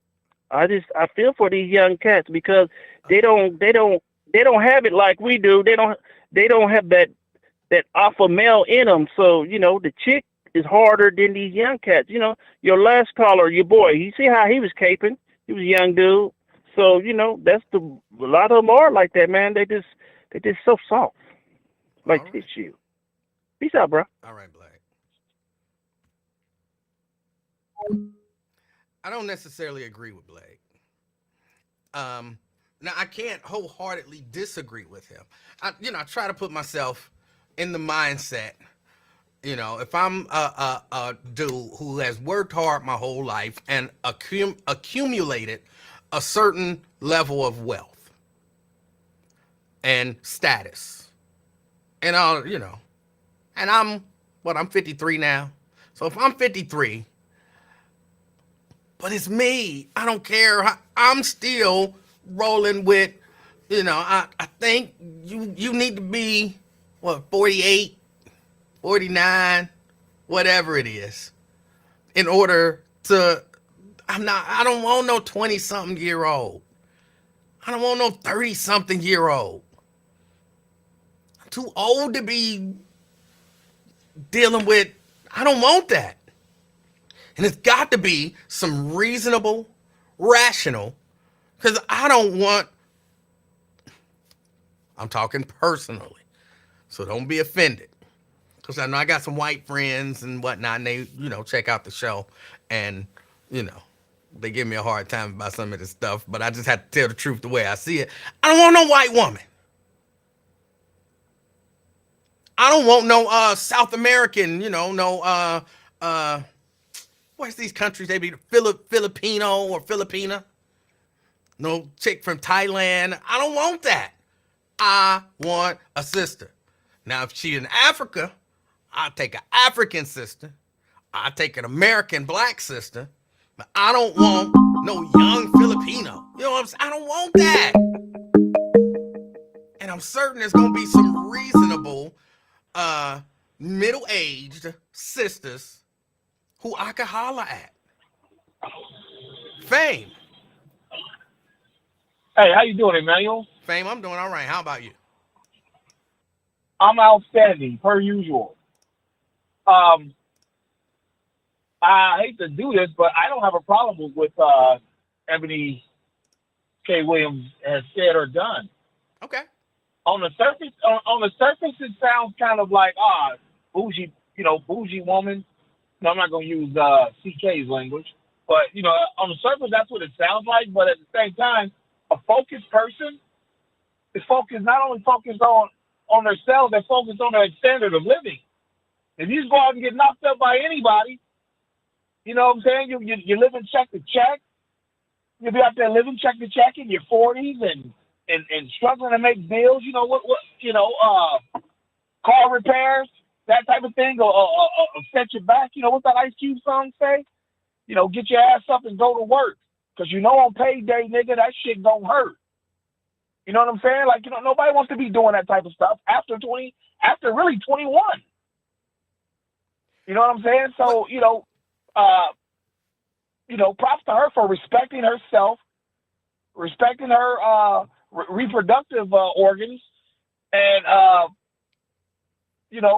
holding back from just get knocked up just for the sake of getting knocked up. Well, that's kind of what she did. But let me just so I understand, you're saying it would be a disrespect to her to pick a mate that's a hard-working, man who makes an honest living, but just don't own the bus company. You think her dating a guy who goes to work every day, makes a decent living, but, again, is not the owner of the company, would be a downgrade to her? Yes. Okay. I mean, this one was a lawyer. This one was a lawyer, a celebrity. I mean, if you ain't got the bucks, you can't ask. That's what she's basically saying. And I don't have a problem with that. I disagree that would be a downgrade to her, but that's just an opinion. But I don't have a problem with her having her standard. But she basically just went and got knocked up and got nothing out the deal. Well, she might have done it on purpose out of desperation in her 40s. People do that too. People do. The women do that. Let's not kid ourselves. And also, let's not kid ourselves about this. When it comes to Ebony K. Williams specifically, the backlash came from her because she was known for dating white men exclusively. And then she says that, and it says like, oh, okay, I see why you were only dating white men. Let's keep it a buck now with her when it comes to her. Well, but I mean, now, I don't know who knocked her up. Right? No, she did in vitro fertilization. That's what Okay. I'm saying. So she gets nothing but a baby out the deal. Okay, well, she wants to continue her bloodline. What's wrong with that? I mean, you can't get mad at her for using medical science. Of course you can. Of course you can. Oh, wow. Okay, you're one of those religious freaks. I understand. Well, Oh, damn, I don't know that I would call myself a religious freak. Well, right. I didn't want to say that, but I know you're in a choir. That's your thing. I apologize. That's a bad choice. No, I'm dead serious. That was a bad choice of words. I do apologize. No. You don't even have to apologize. It's kind of funny. But what I'm saying is, apparently she had an issue with it, and she had to talk herself into I can't remember what the quote is again, but basically she was saying, I don't believe in that. And so she had to figure out how to work out the rigid societal standard of what a family is. That means she had to do some mental gymnastics to get herself to that point, to basically say, I know what I believe a family is, but I'm not doing that. And to me, if you call yourself redefining what a family is, I think that's problematic. I think that leads to a lot of the problems that we have as society. Everybody wants to define a thing for themselves, and we trying to do away with societal standards. And then you end up with chaos. Case in point, your statement. I mean, you try to read it, you're mad about what she's redefined and what works for her. I have no problem with what she's done. I get it. You know what I'm saying? And all that stuff about men and their older, an older man who has money, unless he's had it all his life, like if you're like our age, late 40s, 50s, and you come across some money, you're going to probably be a dickhead to women if you're not already married. You're going to snatch up a young 25, 30, early 30 something with no kids or something. You're going to probably be a jerk off to her because you're going to probably try to bully her a little bit. I mean, it might be natural for you to do that anyway. Like Diddy, he's had money for 30 years or whatnot, but like the average guy who comes into some money, he's going to be a jerk to women unless he's already married, already established with his woman. Well, because he ain't got to put up with your shit. One way that I feel about that, and I know it's wrong, but it's how I feel. If you date a man for his money and he's a jerk to you, you deserve it. Right. That's what I'm saying. So if you want to deal with it, that's what you're gonna have to deal with. But inherently, a man's gonna be like that. There's no way not to. Well, that's not true. You're gonna sit there and try to reason with a person that's almost right young enough to be your kids, and you're giving them a lifestyle. Not like y'all build it together. You're giving them one. You're basically, it's basically legal sex trafficking. But just so I'm clear, you really, if you came into money right now, you believe that you're not married right now currently, right? Not anymore. Okay. So you believe that if you came into money right now, you would not go for like just, a nice woman. You would find some young chick? No, I wouldn't. No, I wouldn't. I would date a woman my age that I respect her mentally because I don't want her to carry out the money, sustain it for, assuming if I die before her, that she sustains it and I trust her that she, doles it out to my children properly. You know what I'm saying? Okay.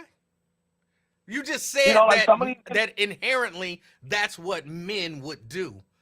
But you're there's okay, yeah, because there's exceptions to every rule. Some people got 6 fingers and 6 toes. You know what I'm saying? But as a rule of thumb, I'd imagine 7 out of 10 men will behave like that, just because they're natural, just because of the natural order of things. I did this. You wasn't there. You wasn't in the gym shooting with me, as they say. You know what I'm saying? I know what you're saying. Yeah. So So I don't believe that at all about what the last caller was saying. But I want to talk about more about well, you ain't been here, but the Caitlin Clark stuff. If I can before I go. Sure.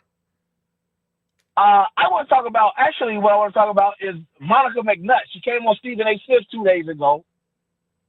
It was Stephen A., Shay, and her on the panel. Okay. And they were talking about the WNBA, the Caitlin Clark stuff and all this stuff. And then Monica McNutt was like, well, to be honest, Stephen, you're my guy and all, but you could have with the size and power of your platform, you could have been doing this the last 3 years. And I thought that was the most disrespectful thing I've ever heard on television. Why? How dare you disrespect that man on live TV? That's his show. And Nobody cares about the WNBA like that. If he's talking about it 3 years ago, he might not be here for you to cuss him out like that on TV.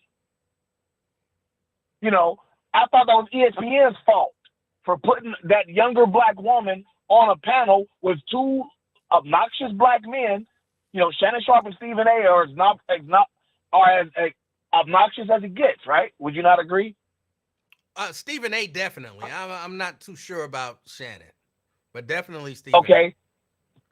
And they're both old enough to be her dad. She's only 30 years old. Like, put you on a show with men like that for you to talk to men like that.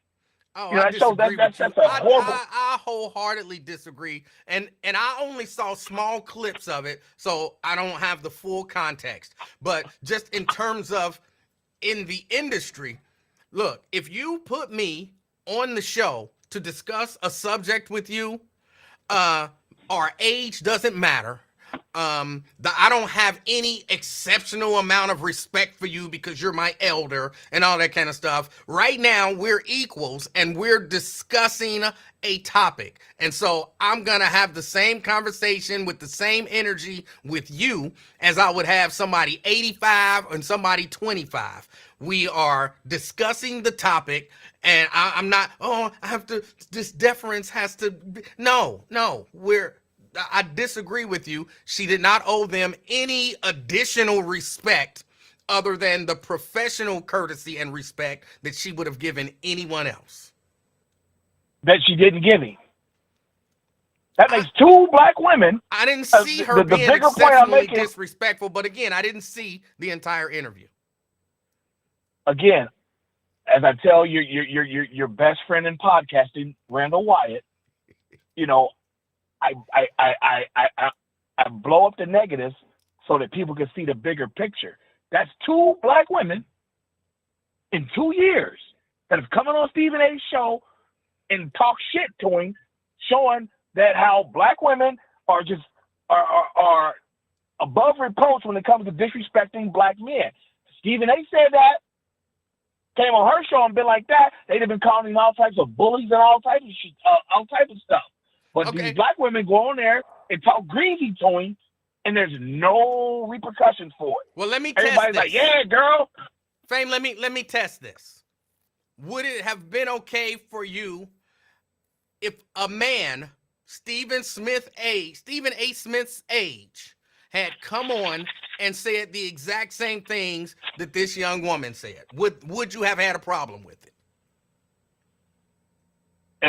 If he had came on it, no, I would have had a problem. Same thing. Yes, I would have. I would. Okay. Hell yeah, I would have had a problem. I don't. I'm a fan of Stephen A. Smith. I respect him. I respect the hustle, everything he does. He's the black version of Howard Cosell. There's only 3 broadcasters in sports that matter: Chris Berman, Howard Cosell, and him. And you got a right to your opinion. I just feel like exactly. It's my opinion. I just feel like a certain debt of gratitude, especially young African Americans in the last 20, 30 years, because if you got into broadcasting, you got into sports broadcasting, you got into it for 2 people, Stephen A. Smith or Stuart Scott. You didn't start broadcasting because of Fred Hickman on TNT. Again, you wasn't broadcasting because of John Saunders, I don't a black agree Canadian. With you. Please stop. I don't agree with you. I know you to be wrong. I know that there are people who got into broadcasting, sports broadcasting, who don't like any of those guys. They didn't get into it. They weren't influenced. Well, I can't say they weren't influenced because, if you're in the sports world, you're influenced by a lot of different people. But that's not why they did it. So, look, those might be your personal heroes, but you can't put that on everybody, every black person or every person who got into sports broadcasting. Okay, well, we'll take it we can take a poll one day of all these colored broadcasters in the last 30 years. Who did you get on? Who did you get in television broadcasting because of? Who was your influence? Stephen A. Smith, and I guarantee you, overwhelming majority will say Stephen A. Smith and or Stuart Scott. That might be true. An overwhelming majority might say that, but that's not all. Overwhelming majority is not all. Okay, well, okay, I didn't say all. Sorry, I didn't mean. Okay, I'm sorry. I was just speaking off the cuff and That's speaking okay. matter of factly, but here's what I'll say. The gist of what You I'm saying, said, correct? Fame, that you would still think it was disrespectful if one of his peers in his same age group said the same thing to him in that same situation. That I can respect. And if that's the case, then how do you say then it's because she's No, I did not say I can respect that. I didn't say I respect that. I cleared that up. I didn't say that. No, you said you would have a problem if anybody did it. Right. I'm saying I can respect that opinion from you because at least there's some level of consistency. Because a lot of times when I hear a lot of criticisms, in particular of black women, it's not necessarily what they did, it's who they are. But you seem to be criticizing what you perceive she did as opposed to who she is, and that I respect. I just found her to be somewhat iconoclastic in doing that. Pay some damn homage. Well, I don't know about Pay that. some damn homage to that man. You know. And lastly, before I go, because ESPN's still tripping, their $100 million man, Pat McAfee, called that Caitlin Clark woman a white bitch on live TV. Yes, he did. And there's been nothing. You know, Stephen A. Smith, he goes out there 10 years ago and tries to give a educated, reasonable defense of Ray Rice. They suspend him for a week. This guy comes out here, calls a woman a white bitch. Nothing. That's what I'm saying. He goes through enough. Stephen A. Smith, he does enough with the double dealing of his employer. Like, how could you as a black woman not see that and go in there and try to punk him and talk greasy to him? I don't know. Fame, I got a question for you. Go ahead, I'm sorry. Is are the finals on ABC this year? I don't watch hoop. Not like that. I don't even like hoop. But don't get it twisted. If you didn't sign an NBA contract, I'll bust your ass. I can hoop. You know what I'm saying? I can ball, but my hoop is just a little sloppy. But if you didn't sign an NBA contract or play Division I, I'll bust you. Fame, I've seen you, man. You hate. I don't know that you busted nobody. Okay. My post game is exquisite. Okay. I'm Kareem a foot shorter. Okay. There's people in your family that know I can hoop. They saw me in high school. We ain't gonna get into no particulars. How tall are you? Go ahead. Huh? How tall are you? 6 foot. A shade under 6 foot. It depends on if I'm wearing Timbs or some regular shoes. Man, I thought I stood next to you. You did not seem no 6 feet tall. I leaned in over so I could hear you. Oh, you was leaning. Okay. Yeah. I'm trust me, man. I'm a lot taller than I look. Oh. Trust me. Okay. People say that all the time. Like, oh damn, I didn't realize you was that tall. I'm a lot taller than I look. Okay. You know what I'm saying? And I used to have mad rides. Like they say, like Shannon Sharp say, speaking of health, I was hell when I was well. You know what I'm saying? Okay. Yeah. Well, so the reason I asked you about the finals, because if the finals are on ABC, they have the ESPN crew come in and do the pregame and the halftime and all that kind of stuff. And when Stephen A. is announcing, I don't watch. I don't like the guy's persona. I don't like his television persona, and I cannot watch him. Hey, as you said to me 5 minutes ago on this phone call, everybody's entitled to their opinion. True. I find it to be a terrible opinion, but I'm not gonna argue with you about it. If you don't like the man, you don't like the man. He's You don't do nothing to unwatchable. me like that. He's unwatchable. I just find him entertaining. I find him entertaining. He's So the we're opposite gonna of agree to entertaining to disagree, me. and we're gonna head our separate ways. I guess you're out the rest of the week, so I'll catch you next week. It's always a pleasure, and I'm about to sound off with some old school shit. That's fame. That's fame. Yeah, no, that Stephen A is unwatchable to me.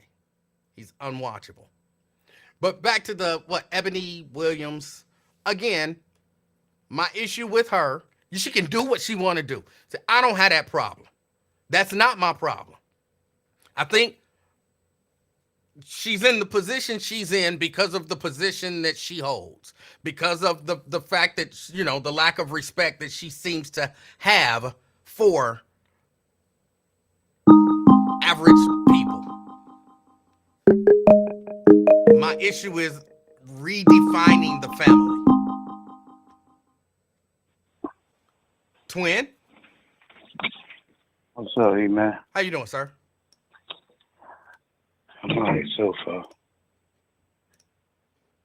You sure? Yeah, man. You sure you all right? Yeah, I'm down here to run downstairs with my brother's apartment. I'm good. Yeah, sit down, taking that medicine. Hey, tell Fane stop, man. He built like a running back, man. Out there pump faking on this chat. You know he built like a running back. When I seen him, Yeah, when I seen him too. he built like a running back and everything. And you know I'm not voting, man. So you can get that turkey meat. So I know. No, Yeah. that wasn't the bet. That was the bet, right? No. Oh, it was the bet. Oh, Chicago. If Chicago had the most votes, something like that. If They not gonna vote. When they go through and analyze the polls, did Yeah. Joe Biden win the black vote in Chicago? Okay. All right, I understand now. You're having a good show, man. Today, finally, I can agree. Hey, man, Yes, sir. there's always gonna be some hate, and the devil always work his way through people. I'm glad you addressed the people or whatever. Whatever the devil try to bring you and Wyatt together. Because y'all two cool people. I never met Wyatt in person, but I met you. You seem like you square for a fair or something like that. But Trust me, cool, Wyatt is bro. a good dude too, and we can No, I know disagree. about his conversation. Yeah. Yeah, it's always because like brothers and sisters. Absolutely. Well, my brothers. Like, man, my brother, we argue too. Sometimes I'll be wanting to knock his goofy off. Like, so I have to, stab him or something because he's bigger than me.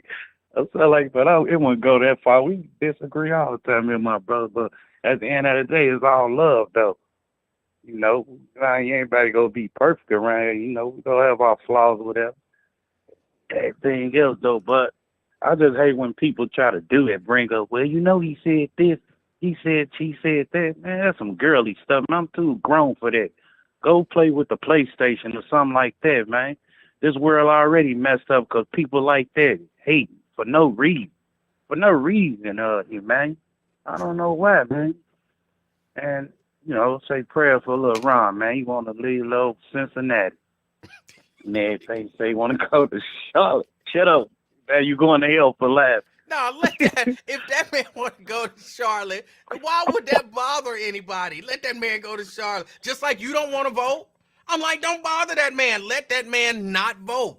If Ron want to go to Charlotte, let Ron go to Charlotte. Yeah. Some people looked at me sideways when I went to that park Saturday. Especially them older people like, this nigga here. That's the one ain't go vote. I had to look at you say something, anything out your body. I respect you, elder.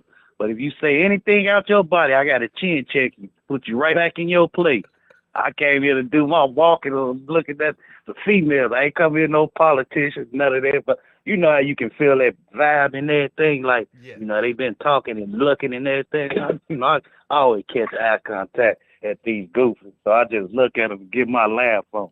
Just don't say nothing out your body. I will put you in your place. I got respect for my elders, but you just can't talk to me sideways now. That's what he ain't gonna do. It's all about respect or whatever. Hey, E-Man, Yes, sir. with this old school and young girl. Nowadays, right now, Emmanuel, old school are getting them a young chick, man. You know why? Every day you look on TV, what commercial they have on TV? I don't know. Think of one. You know that Hims commercial, that Viagra commercial. Yes. They got them on there for a reason, and the reason is whatever they putting in this food and Kool-Aid and everything. That's when our libido or whatever and stuff. We can't get our thing up no more. The dummy. What? So they come out. Some of us.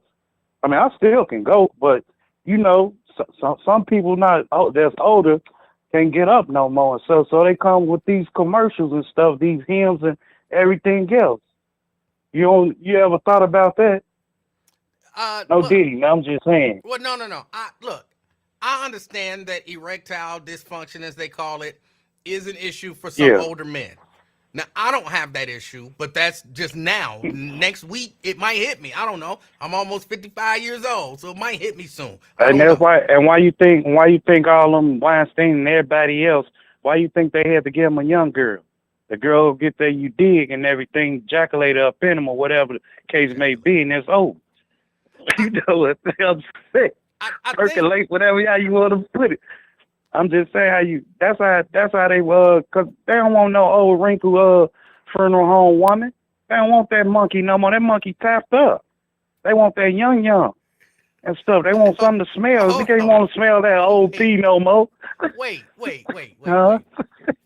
I'm telling you. I gotta stop. I'm telling you. I don't want no old funeral home woman either. I don't even know what that is exactly. But I will tell you, I'm telling you, if Mrs. Livingston left me today, I'm not going to get no 30-year-old. I'm not going to get no Filipina. I'm not going to get no, none of that kind of stuff. Some lady around 48, 50, 52 years old is going to be the next person that I spend my time with. It's just, I don't understand. Let me be clear. I understand the lure for younger women because they younger, they firmer, they all of that kind of stuff. I understand that, but a lot of other stuff come with that. Yeah, it do, but I'm just saying, man, let me tell you something, man. I messed with a lot of older people when I was young, man. I was 18. I had a human resource lady who was 46. I had another one when I was 25, another one was 60. And let me tell you, man, I can't say that monkey was like brand new instead of like a 21-year-old or some 25-year-old. Because they kept in shape and kept themselves together and wasn't all this little, extra whatever they giving out here to make that thing keep going and everything. Because they got some medicine for women too, Viagra, whatever pill to make them go too. But I'm saying I had wanted me an older one for experience and everything. That's why I used to mess with them and then put me on game. That's why I love me an older woman to this day. Would I hit her today? Probably. If she in good shape, I probably would. But right now, man, the society we living in today, man, older cats, man, probably about, not about your age, but I'd say about at least 55 at the most, 53. They getting somebody younger, man, and they loving that, cause they go treat that young girl like he go school and everything. When she gets school, the daddy or whoever, the brother or whoever ain't teaching the ropes in the streets of the game and stuff, she ain't gonna know everything. So the older guy go teach her everything. So whenever a young boy try to holler at her, he run game on. He ain't gonna be able to run game on because she already caught game from old head. So it's a whole new revolving door right there, man. No, that's what y'all think. But hear me. What you mean, man? Stop it. Twin. Hear me and hear me well. You done lost your mind, man. Hear me and hear me well. Them young boys don't have to run game on her. They're young. She don't really want your old ass. She with you for whatever it is that she with you for. You think she with you because you slanging D. She probably with you because you got a little money and you take care of her. She gonna go But get that young D on the side and pretend like she ain't. But she is not gonna be loyal to y'all old ass dudes. That man, 25 them year girls, old girl gonna go get her some 25-year-old D. You take I'm all the telling pills you you, want. Your D still ain't she go, 25, and that's what she want. she go do that. But let me tell you, she always go be respecting that 55-year-old. Whenever she run out, who she go? She going back to dead. For the That young boy money, can't do nothing. yes. That ain't respect. Okay, it ain't about no money, man. Yes, it It's about is. respect too. What? Emmanuel, that was what, maybe what, 10, 15 years ago, maybe. It was like, it's not like that, man. It's not like these women broke. Some of them broke out here today. Why you think all these he hit me too ass movements coming about? They Yeah, the weren't hollering women it broke, and 15, that's why they with 15 your years old ago. ass, because you gonna help them pay them bills. You damn right, chick. Yeah, spend that 4K, cause you know why? She gonna come right back home. But that For the young boy can't money. do nothing for her, man. She coming back home But for the it's gonna be. money. I understand it for them, but the young boy can't do nothing for her. What he gonna do? Get a faded and all that? He gonna In a slang minute, that he can't. D. That's what he gonna do. Same thing Man, you he was ain't doing when you was slanging nothing. 25. He ain't got nothing but D to sling. He got D to spare. Man, he ain't got nothing. He popping Molly's perks and all that. You can't keep going off Molly's and perks. You get limp, man. Bro, I don't know about you. Come When on, I was man. 25, I ain't never took no Molly, no perk, no nothing, and I was always ready. I didn't. No, me too. 25. Come on, So then man. what you I was talking hitting them about? up. No, I'm just saying, when you keep messing your body system up, taking them Molly's perks and pills and ecstasy pills and all that, you mess your dysfunctional up, man. Erectile dysfunctional up. Like that. So she said, forget this. At least my old man can stand up. You just limp. That's what I'm saying, man. What? You gonna always go there. Man, I'm Bruh. putting you on game, man. No, I'm putting you on game. She wants your old A for the money. She don't want your old D. Just like you don't want the wrinkly P, she don't want the wrinkled D. All right, man. If you say so, you always think, just like you said earlier about Kobe Bryant, and you talking about the receipts and all that, how you know it's a fact. I never That damn said it 6 was a million. fact. I mean, what you said, the receipts or something like that. I'm close enough for what I. What I said is, I believe that man raped that girl because he said I could see how she could have thought she was being raped.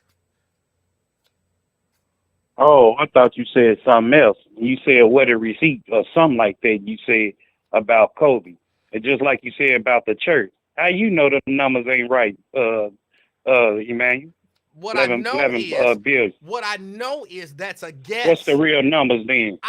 That's the point. I don't know the real number, just like they don't know the real number. There are a lot of So did you churches that Google it don't or whatever? have bank accounts. So you can't go by, well, this is how much the black church deposited into the bank. That don't mean that's as much money as the black church brought in, because there's a lot of churches that don't have bank accounts.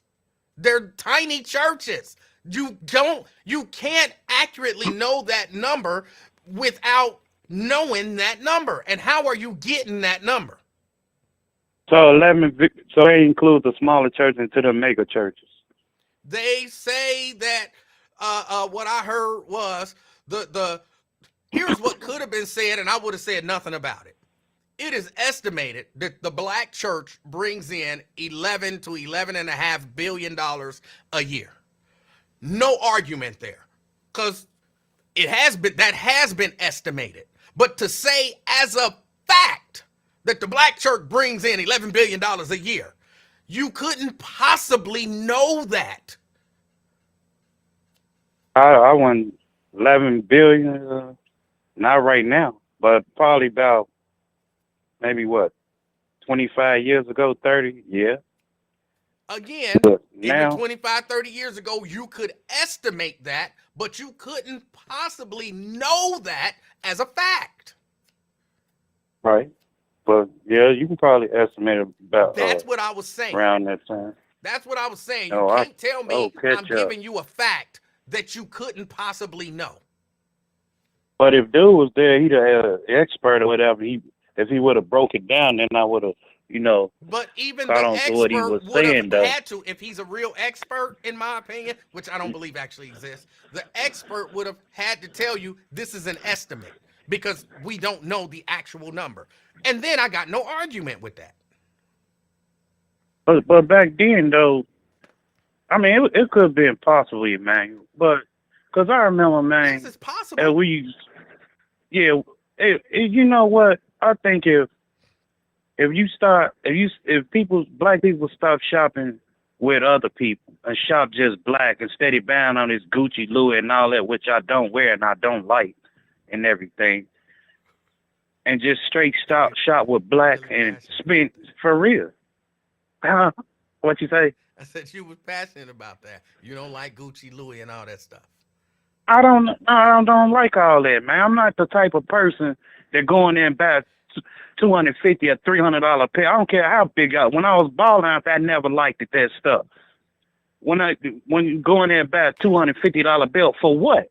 Man, I'm going right here to Family Dollar, grab me a $10 Harley and keep it moving. I ain't with all that fashion, man. Okay. What you say? I said okay. And I'm just saying, man, people kill me, man. That 350 product, man, on with that goofy stuff. It go right in that wash machine, go right out. Take it to the cleaner, get it back. It still go be fade away. I don't care how much people kill all that fashion. That's why we can't come, because we're trying to compete with one another. Oh, you got the jewels? Well, I'm about to go get the $300. You got the 200 purse? I'm going to go get the $1,000. Man, hell with that. And then I don't like them no way, because these guys out here, women are turning these guys out to little sissies now, man. It's so crazy, man. Every time you turn around, a little cupcake and everything. And women out here harder than the niggas, man. That's crazy how it's going down the damn society. That's why I fall back, man. Count my blessings, man, because it's a cold world out here, man. And what else I need to talk about before you hit the streets or whatever, the blocker? Hunter Biden, you know he on trial. Yeah, man, that's sad, man. Ain't nothing but 25 years. Man, the man smoked dope. He lied. He was high. Just say you was high, man, when you fill out the application. They can't do nothing wrong. You white, too. Just say you was high. Only thing you have to say you was high. And everything that would have covered you a bus, send you to the halfway, whatever you did. Now, I said, that I'm high. becomes the crime, as I understand it. You trying to buy a gun and you high. You're not allowed to, under disability, have weapons. Hold on. Did he have a case, though? I don't know when if he bought had the a gun. case or not, but if he had a pending case, you can't purchase the gun. But I don't know that he did, but I think the argument that they're trying to make is that he was addicted to drugs, and so he was using drugs, and he was trying to, or when he bought the gun. So as long as there ain't no felony and all that, he should be cool, right? Ain't no against no law. Well, I think it might be. It's only against the law if you get caught. What, did he get caught with the dope? No. Look, I thought they put. He put that in his memoir. I think if they can prove that he had a gun under disability, then that man could possibly be going to jail. I'm saying to make it a crime, though, you got to get caught. You got to be intoxicated. Just like when I was driving, they stopped me with DUI. They took me to jail. I was intoxicated. Just like him. If he driving that vehicle and he reckless or whatever, and they take a drop and they come back dirty and everything, hey, you charged with reckless driving or whatever the case. Now he went in there high and all that. I don't know the understanding of that. Let's say he pointed the gun at the purchaser or somebody. So if he getting high, he getting high. A high's a high. Twin, I'm gonna look into. I don't understand that. Yeah, I don't understand that case because I saw a little bit of it the other day. I'm like, you going to jail because you high and you ain't committed no crime. You lied on the application, and I guess you was saying you must have went to jail prior to it, and you lied about it on the application. That's the point I stand on. Other than that, hey, you getting that, you getting that. As long as you don't go in there and point a gun at the person or whoever. That's why I don't understand. Yeah, That ain't nothing but a little. I don't think the law That's just a necessarily playback. works like that. He just probably got to take one from the team. That's what his daddy go tell him. Hey, just take one for the team, son. They goes to give you 5. Rat it out. Because he did it before, ain't He did what before? Then he go to jail before prison or somewhere. I don't think Hunter's been to prison, but I can't say that with any great degree of certainty. I thought he went to the joint before or whatever. I don't know. There ain't nothing but just a playback. You know how to, we got Trump and stuff. Now we got to, slap a little Biden on the wrist or something. He'll get 5. He don't do no 20, 25. Now he just don't go in there and act a dummy, tell it all, start singing like, Elvis or somebody and stuff.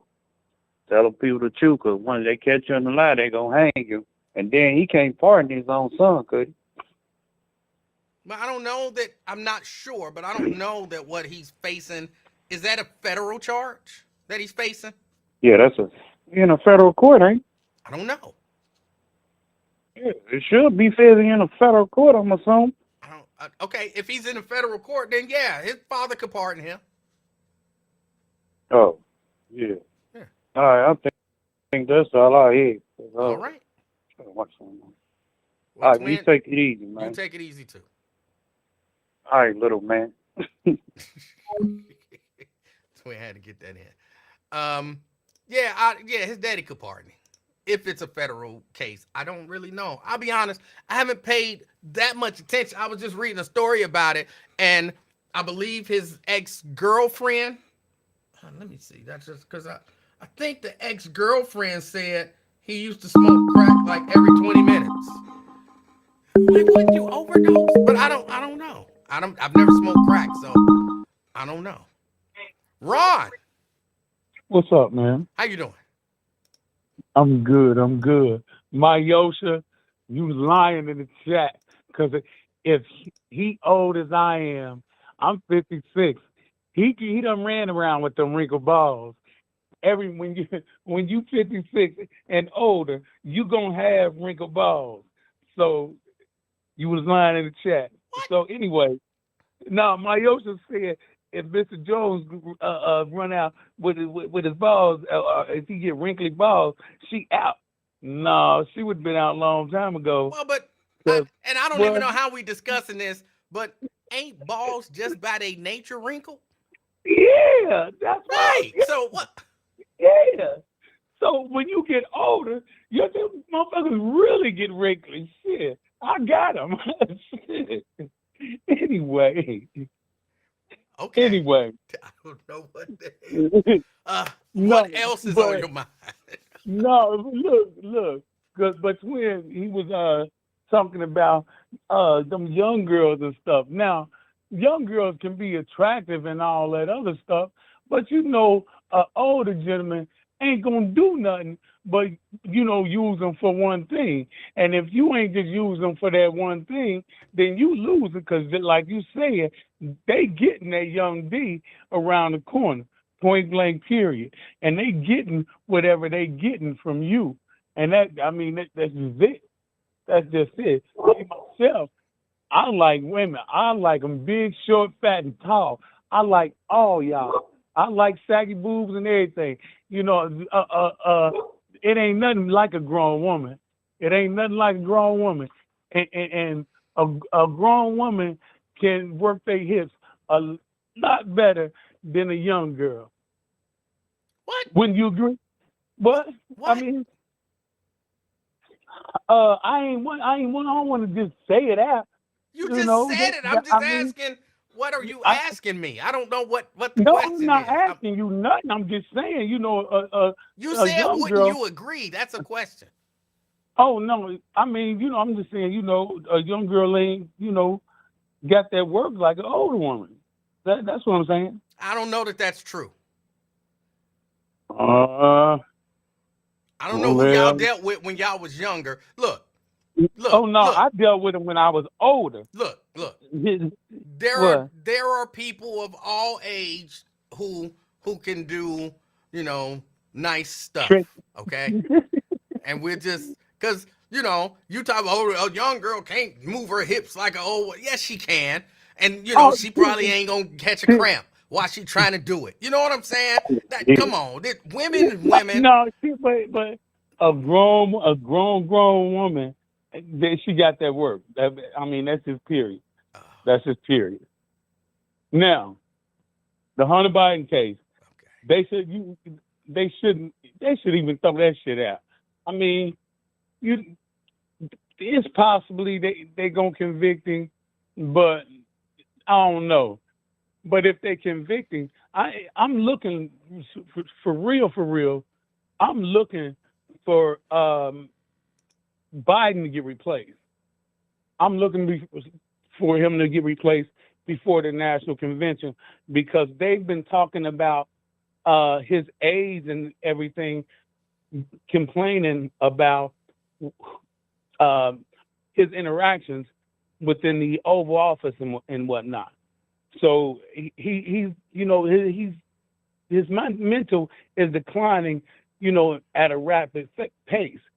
And if he said that he wouldn't pardon his son, so if he goes ahead and bows out and let Kamala Harris do what she does and run for president instead of him, then Kamala Harris could pardon him. And now they're they're furthering their investigation of Hunter and what's his name, his brother name, Joe Biden's brother. Oh, Okay, I don't remember whatever. his name.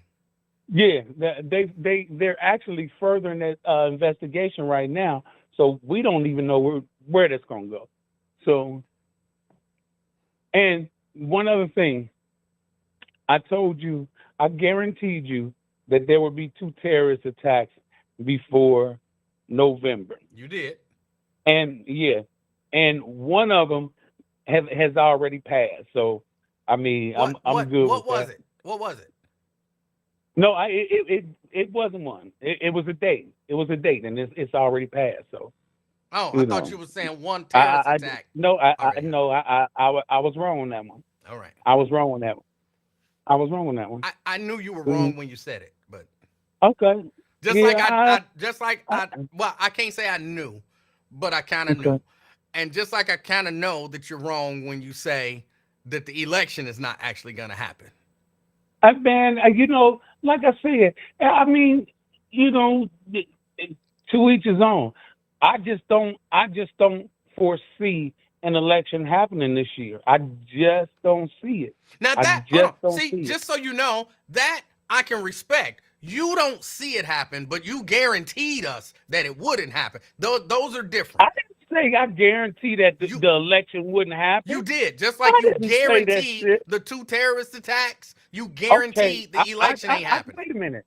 Wait a minute. Now, I just said that. Now I ain't gonna, you know, flip on my words. I just said I was wrong. I was wrong on the date. So now it's still subject to happen. But I was just But you're wrong no on the longer date. And guaranteeing it, right? okay. I I won't guarantee the first one because the date is already passed. Well, you I was wrong. I was wrong. Now it still could be 2 terrorist attacks before that's November, that's true. but I mean I was wrong on that one. But But I will guarantee that it will be a terrorist attack before November. And what's a trippy is, like I said, I don't. wait a minute. I just Hold on. Before don't. you tell me what's a trip, since you're What? guaranteeing something, what do I get if you're wrong? Yeah. Which one, man? Which one? $723. Now, what if what if I what if I'm right? Then you're right.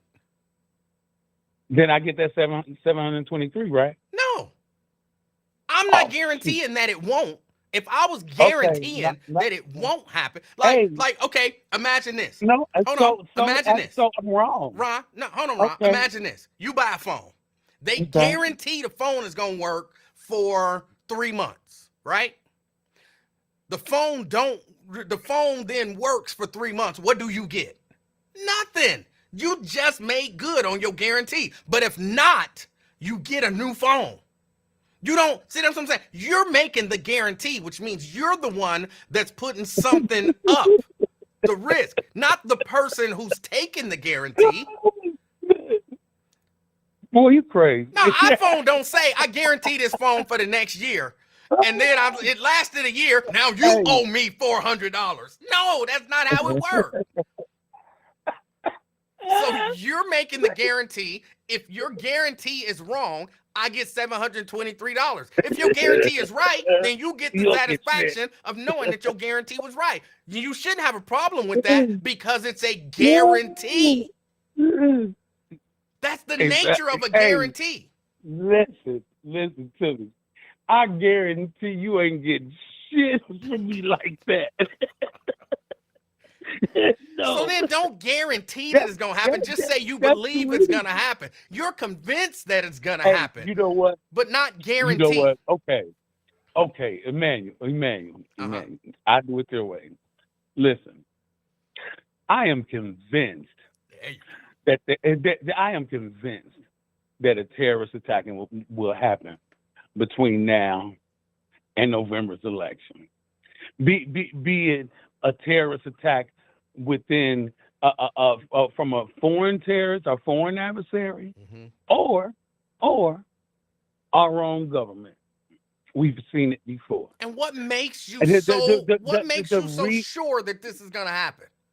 The reason that I'm so sure, I'm so sure, and I'm so sure. Well, I'm not sure about the election. I just the election. I just will believe it when I see it. Okay. But I'm so sure because you have to look at what everything that they did to Trump, trying to make sure that he wasn't president. And I know you don't like Trump. I know he's a deplorable person and all that other little stuff. Yes. We can do all that. We can do the rapists, we can do all that. But no president has been through what that man has been through, as far as the Steele dossier being a lie. They find Hillary Clinton campaign and the DNC. They find them, the DNC, $8,000, and they find Hillary Clinton's campaign $5,000 because they created that Steele dossier, the one that they said they got copies of them in on Trump and all that other stuff. That was a lie, just a blatant, flat out created lie. I don't know if it's a lie. I don't know if it's a lie. They didn't prove it, but they didn't prove that it's a lie. How do you prove a negative? Emmanuel. They didn't prove that nobody peed on Trump. Emmanuel. But they did prove that the Steele dossier was a lie. I don't think they did. They okay. Whatever. You're not going to agree with anything that I say about Trump. But like I said, no. Think about it's not that I disagree with what you're saying about Trump. Okay. I just don't necessarily. Well, I'm not saying you're wrong. I don't think that they proved it to be a lie. I think that they probably came to the conclusion that they couldn't prove that it was true, but I don't think that they proved that it was a lie. How do you prove that nobody peed on Trump? Okay, Emmanuel. Okay, Emmanuel. Okay. So, like I said, we have not seen any man go through a presidency like this. Now, everybody talk about, black stuff like this. Well, we've been through a lot of racist presidents. a lot of racist presidents. No president, and you just have to think about it. No president has been through what he's been through. Why would they not want him to be president so bad? Why would they want that? Why wouldn't they want him to be president so bad? They don't care about the people. They don't. Wait. Republicans, Democrats, people up there. Wait. They don't really care Ron. about people like us. Ron? Okay. I mean, for real, can we actually explore this just a little bit? Yeah. Honestly? Yeah. Honestly, can we both be Yeah. intellectually Yeah. honest? Okay, come on. Okay, so now you say no one's ever gone through this before. Let me ask you this question. Do you believe that we've ever had a president do the things that Donald Trump has done?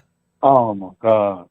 See, okay, you want to sit there and look at, oh, he did this, he did that, he did this. Listen, you just not listening.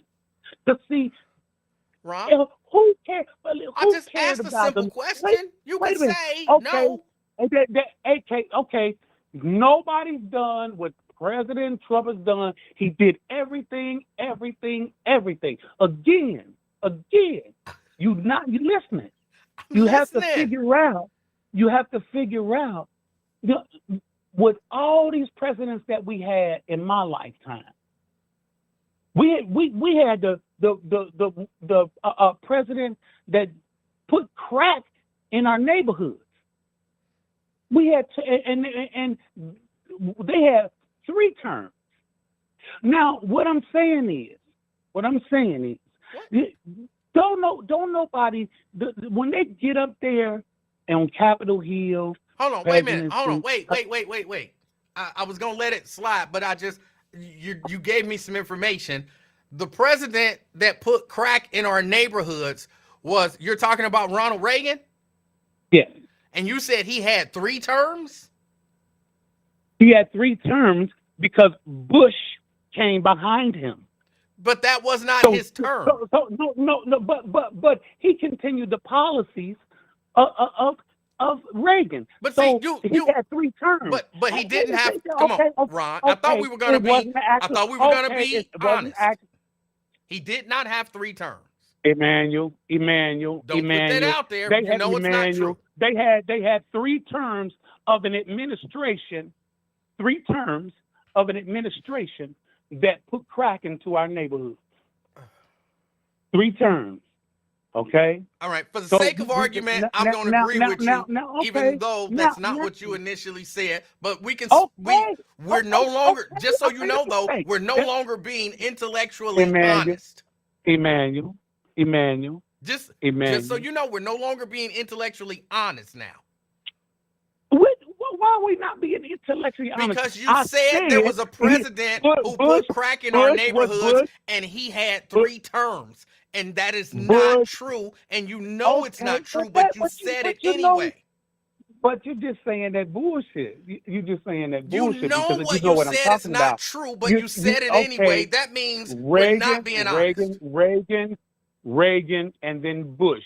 So Reagan did not have 3 terms. Reagan, and then Bush. Right. So Reagan did not have 3 terms. Okay. Hey man, you gonna let me finish? You know that. You know I'm gonna let you finish, but I'm just clear. We're no longer being intellectually honest. You just want to argue with me. You're saying things that are just factually inaccurate. When we agreed to be intellectually honest at the beginning of the conversation. Emmanuel, and you're not being intellectually honest, because if you use your intellect, you would know what I'm saying, especially when I explained it to you that Reagan had a term, Reagan had another term, and then Bush had a term. And then those terms, those Republicans continue that Republican Party agenda. Ron, okay, go ahead. Ron, go ahead and finish what you're going to say. Just know that I know that we're not necessarily being honest. So what am I not being honest about? I just told you. You tried to fix it But I just corrected myself. You won't accept the correction? You Okay, I'll accept corrected the me. correction. All You right. So won't we're correct back me. on the You honest want to train. be intellectual. We're You back want on to the do it honest train. Okay. intellectually. Okay. Okay. Now, we've had all these presidents. Now, Barack Obama was the first person who hit drone attacks on Americans in U.S. soil. They don't talk about that. Wait, he was the first They don't person to what? to execute drone attacks on American citizens on American soil. Okay, now I have to ask, just because I don't know, when did he attack American citizens on American soil with drones? In his term. When? I don't have time. Listen. I don't have time to explain it. It'll take too much. It'll take too much time, and I got to go back and punch my computer and do the research. Okay. I don't have time. Well, so for the sake of argument, we'll accept that that's true. We've experienced presidents that have done horrific things. Period. Agreed. And you know, they don't in general care about us. They don't in general care about us. I agree. Now, I was looking I know that they don't care about us. Now, if they had a white man that continued to not care about us, what would be their problem with him? Because they had so many other white men that didn't care about us. What would be their problem with him? Now, see, people don't sit there and, do that further research. They just take things on face value. Oh, he's a racist. He said it's good people on both sides. But and even then, this is what convinced me to look at Fox News and look at other alternatives, because when they said he told them that there were good people on both sides, you have to remember that even a KKK member, even if you don't agree with them, even if you don't agree with a Nazi, even if you don't agree, they want their kids. I don't care if they want their kids to be Nazis, but they want their kids to grow up just like our kids. We want our kids to grow up, and when you doing a diplomatic thing, and we do it they do it all the time. They have answer and all that other stuff. We just crucified him on that one thing, but we didn't look at everything that was going on. Now that's just Charlottesville. That's insignificant, but it's not insignificant because it was emotional for some people. And like I said, you just have to look at why would they not want a president like Trump to be president? May I make a suggestion as to why they won't? Well, I already know why they won't, but go ahead. Can I suggest that one reason why even people in his own cabinet don't think that he should be the president again is because one of the things that this nation calls itself priding itself on is that when you lose the election, you leave. Oh God, damn! I'll let you get yours out. Can I get mine out? Oh, I'll let you sympathize with Nazis, and I didn't even interrupt. Get that January 6th shit out. Go ahead. So the idea that when you lose, you accept the results and you leave. You don't try to overturn the will of the people and then try to rile your people up to bust into the Capitol while they're ratifying, that might not be the correct, certifying the election and bust up the meeting. And so there are even people in his own cabinet who understand that this guy doesn't care even about our democracy and the few things that we hold dear. He will stomp on all of it for his own personal reasons. He wants to be the president. He lost, but he gonna rile up a mob of people to go break into the Capitol to try to stop it, and then be encouraged by that, and then spend the next 3.5 or so years to try to rile them up even further, so that if he loses a second time, as he likes to say, I don't know what'll happen. I don't think the American people will stand for it. They see even now that he's trying to prepare to rile people up, to do acts of violence if he doesn't win a second time. And there are some people who are just like, we don't want that as our president. Jesus. Do you know where we are as a country? Yeah, and who is that? Valerie Davis, the cussing is coming. Listen. No, where are we as a nation? Listen. Oh, glad you fucking asked. You know. You asked. Wait. Oh, hey, I got a bill. You got a what? I got a bill. A bill. Next tail. All right. For my fucking student loans. For $200, I owe them like $1,200. This motherfucker, they send me a motherfucking bill, and the people in Ivy League colleges and all that shit, doctors and lawyers and businessmen, all that shit, getting their loans paid off, and getting their loans paid off by our tax money, Okay. And where did you said you went to school where? What? You Alabama. That's what Alabama, right? That's why. Yes, I did go to Alabama State University. Yeah, that's why I call you Bama sometimes. Now, did you pay your student loans? Yes, the first time. I have some more because after I left there, and then I went and got a degree. They pay him? At Cincinnati State. Did they pay him? No. What? They scheduled to pay him? I don't think so. I don't understand. So now. What are we talking about? What are we talking about?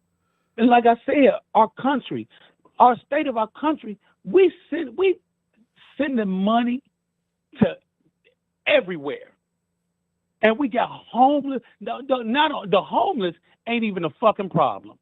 The homeless and the dope fiends. Have you ever seen Kensington,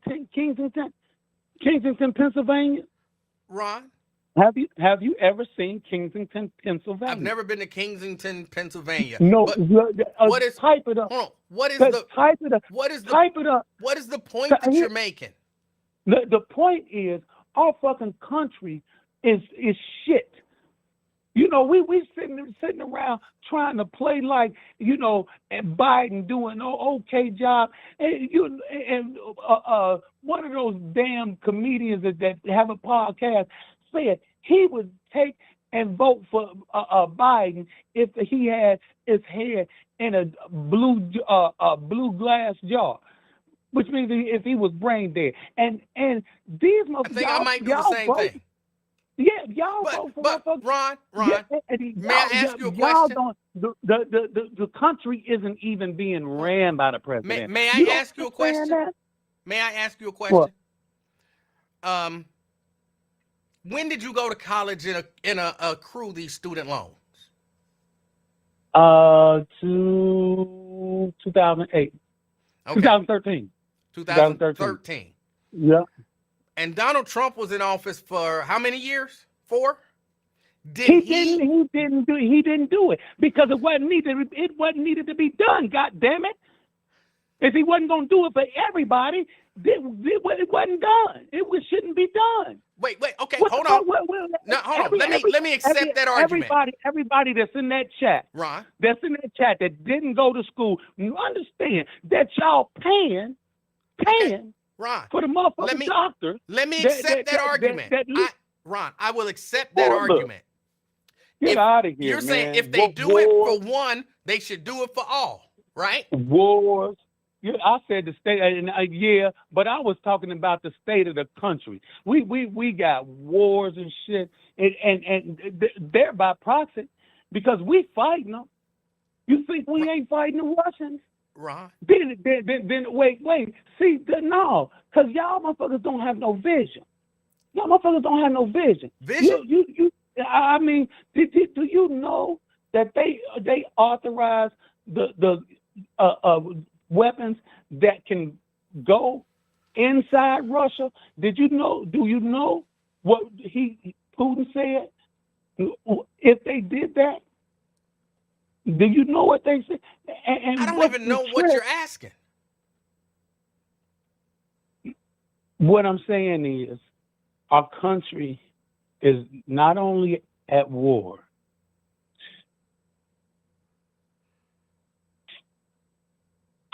Okay, and I'll let you go. I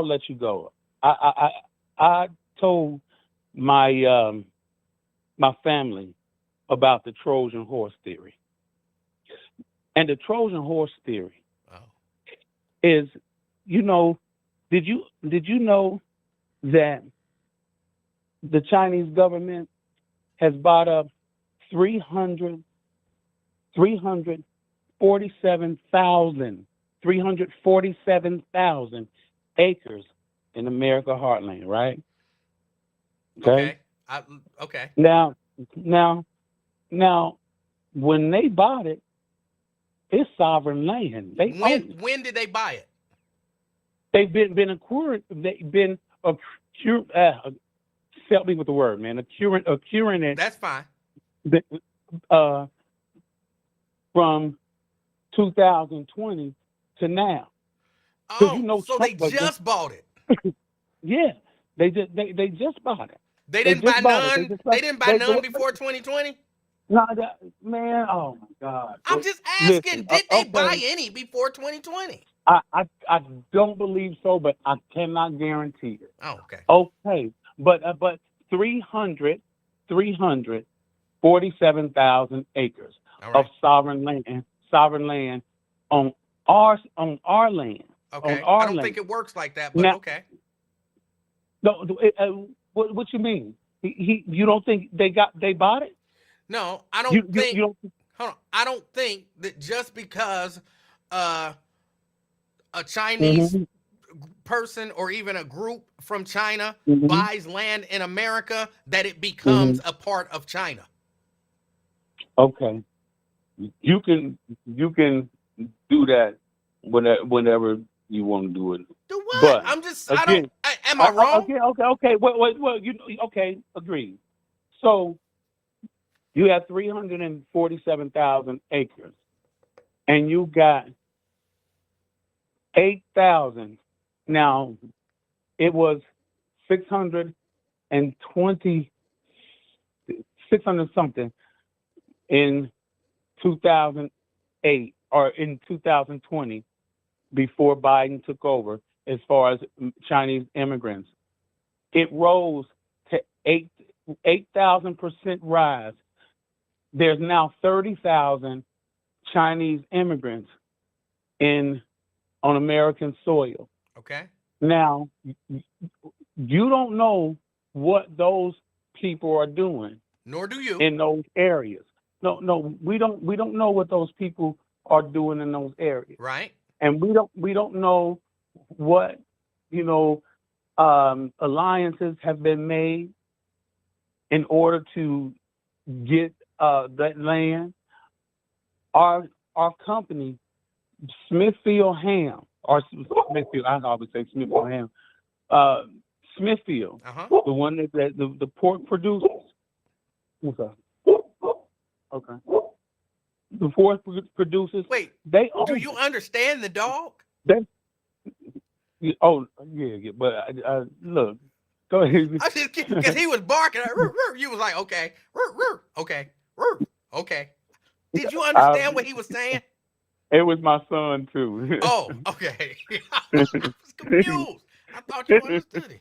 Okay, go ahead. No, Smithfield. but no, they own, the Chinese government is purchased Smithfield Ham and or Smithfield, the meat company. The thing about it is, that's our enemy. That's our enemy, and nobody's being concerned about this and all that, and Biden, just point blank period, is a terrible president. He just is. Okay. And don't nobody want to address the elephant in the room. But Trump is the elephant in the room. well, I I'm glad he's the elephant in the room, Okay. because hopefully he'll get in there and do the things that he wanted to do. And it's a trip, because one day we're going to chop it up for real, and I'll tell you what exactly he did in 2017 on, which didn't nobody notice, which in the Space Force. And I'll tell you about that later, Yes, because sir. I'm tired of talking. My voice getting messed up. Yes, So sir. I'm going to get at you. Bye. Have a good one. All right, that was Ron.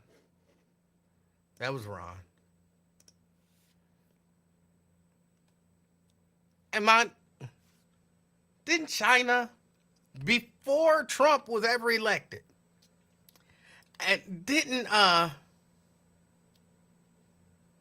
and when we say China owns a company or Japan owns a company, but weren't there companies owned by Chinese people in America before Trump even took office? So that's not new. Y'all, they want us to be so afraid of stuff that's been happening for years. Now look, granted, anything could happen, right? Anything could happen. China could try to leverage, their ownership and loans and all that kind of stuff. All of that stuff could happen. But why should I be scared of it now? Immigrants been coming to the United States for how long? But now I should be scared of it. Now. I should be scared of it today. And if you look back, fear-mongering is not, Ben got me just before I said it. Fear-mongering is not new. They've been fear-mongering do y'all remember when Barack Obama was going to take everybody's guns? Y'all remember that for 8 years, they told us that Barack Obama was going to take everybody's guns. Y'all remember when Barack Obama got elected that people ran out and bought all of these guns? I don't remember the statistics. I don't remember the numbers. But the number of people who went and bought guns shot through the roof, metaphorically. Because Barack Obama was going to take everybody's gun.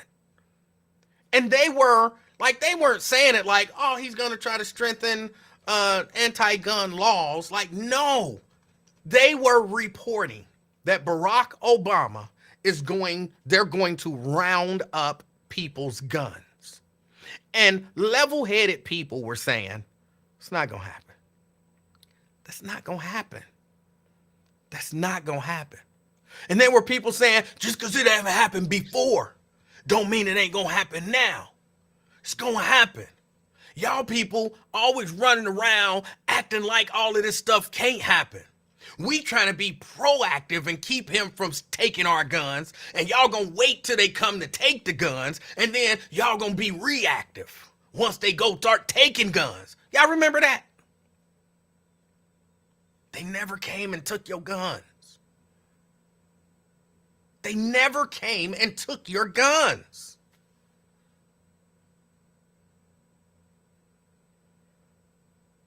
But you couldn't tell them that for 8, probably 7 years.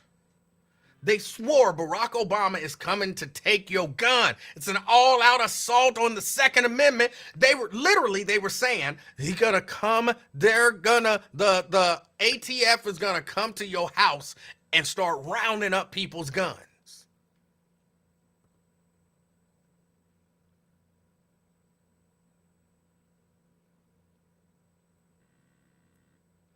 They can make you afraid of anything. Now we're being invaded. It's an invasion. Migrants.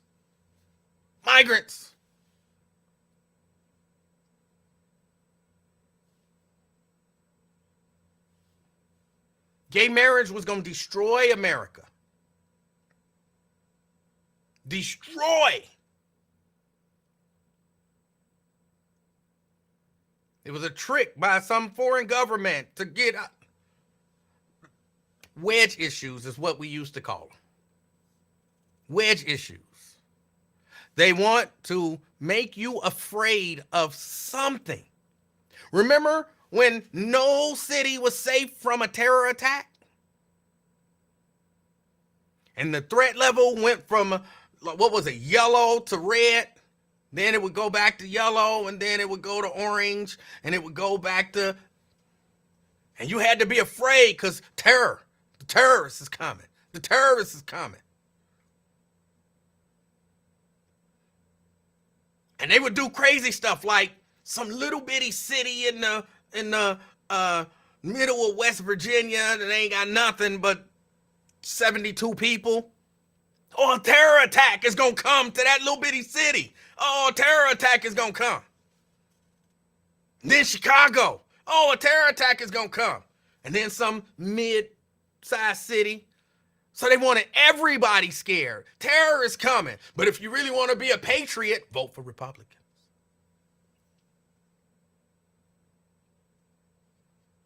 Gay marriage is coming. They taking over the country. But if you really want to be a patriot, vote for Republicans. Barack Obama's going to take all the guns. If you want to protect your guns, vote for Republicans. China bought some land. If you want to keep America, vote for Republicans. Democrats do it too. Democrats do it too. I'm not motivated by that kind of fear. That kind of fear don't motivate me to vote for you. Just doesn't. Like, at least it should be, give me a rational fear. A rational fear. Some stuff that I've seen before. Like, if this guy loses, then he's going to mount up people to try to overthrow the government. So don't vote for that guy.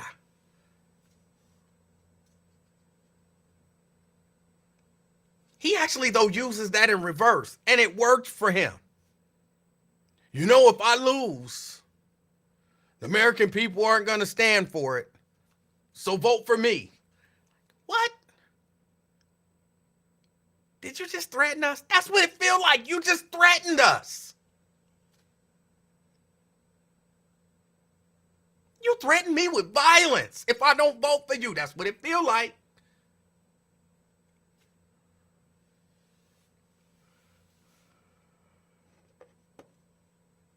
Says, Ron, I respect Ron. I really do. I respect Ron. And Ron, though, is so deep into the dark web that he can't see truth for not truth. Like, he's...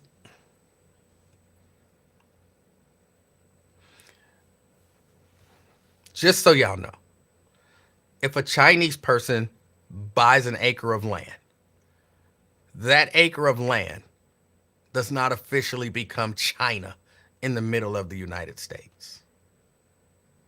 It doesn't.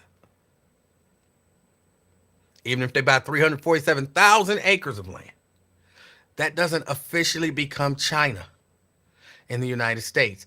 And we all know, we see it here. We see it here. They can come and take your land. Like, they can. They can come and take your land. People lose their land every day for not having paid taxes or for some reason. Eminent domain. What you mean? I got to sell my house. Well, we doing a development here. I don't want to move. I'm sorry, but you have to move. No, I don't want to sell my house. I own this land. Eminent domain. Ding, ding, ding, ding, ding. You don't own it anymore. You got to move. Guess what? It would no longer be China if that was the way that worked.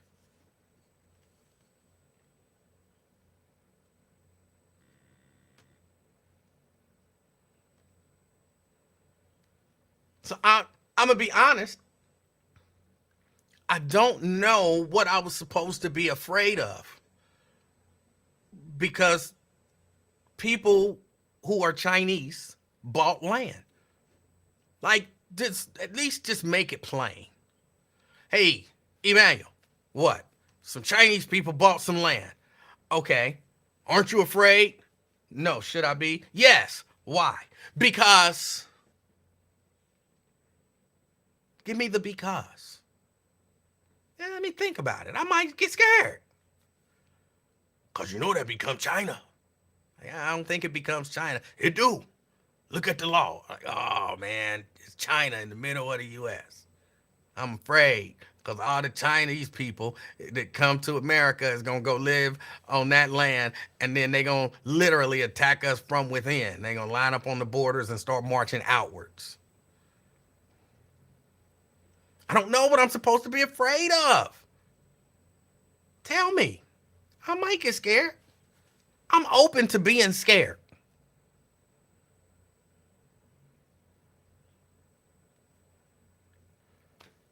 But you got to tell me what I'm scared of.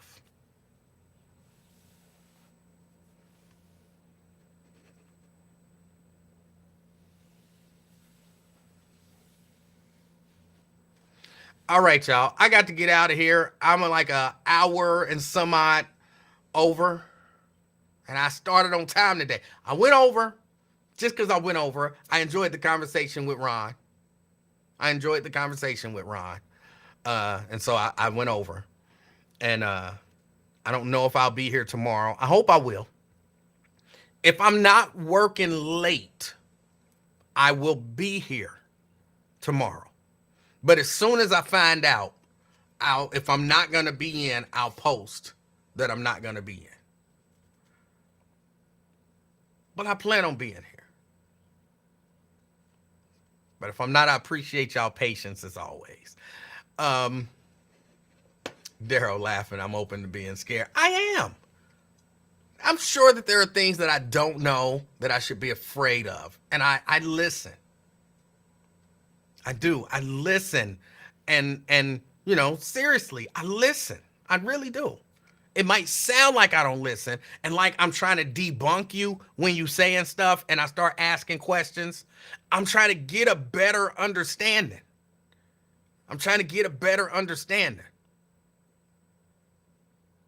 Like you like, well, they didn't pay off my student loan. I'm like, okay, did the other guy pay off your student loan? Well, no. And why you mad that this guy didn't do what that guy didn't do? Well, they paid off some people's student loans and not everybody's student loans. They forgave some PPP loans and not every PPP loan.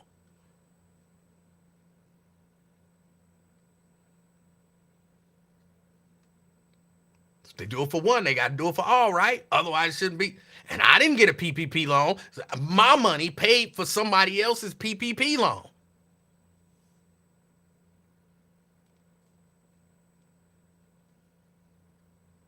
And I think I checked. Radio One didn't get a pay loan protection loan.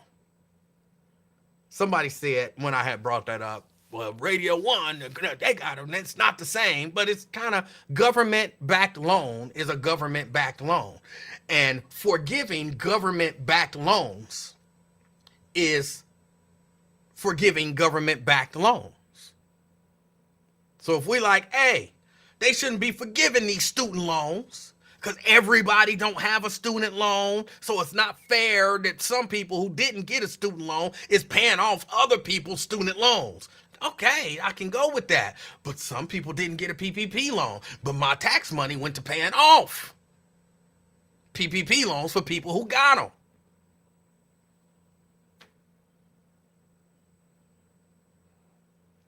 Sometimes it ain't gonna be fair. Some people, as unfair as it is gonna get an upper hand, or gonna get a benefit that you don't get. Like, think about this. I know I said I gotta go. Think about this. For all of the anti-paying off student loans and all that kind of stuff, because everybody can't pay off student loans. They can't pay off everybody, and everybody didn't get it. So the government shouldn't be using your money to pay off that doctor's student loan. Okay. When you buy a house and you don't have to pay your taxes on it for a while, for whatever reason, the term is slipping my mind. What do they call them? They're tax. 15 years, you don't have to pay the property taxes on that property. What is it called? It's a tax. I had 17th degree COVID, and y'all can't help me out with one word. It's not just a tax break. There's a word. Abatement. Thank you. My money, technically, because that's money that should be coming in. That means all the stuff that tax dollars got to do, my money got to stretch and do it. Why do some people get a tax abatement and not everybody get a tax abatement? Because that's not the way it's set up. That ain't fair. Oh well.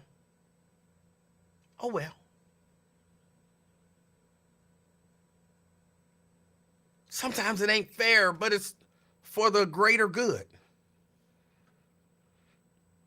Because then you get people to buy houses in your city or in your area, whereas maybe they would not have bought it before. And so you do still increase the tax base. You still get, income taxes and, all of that kind of stuff from them, even though you're not getting the property taxes piece. But it helps the city. It's kind of the same premise with forgiving student loans. Everybody don't get a student loan. Sorry. But if I forgive your student loan, that's more money that you have to do whatever with, to invest, to spend, to add to the economy.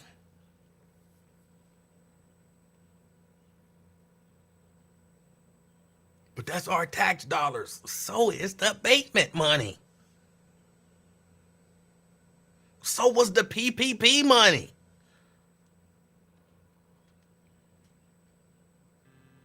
I wonder what would these people have said if Donald Trump had been the one that said, let's forgive student loans.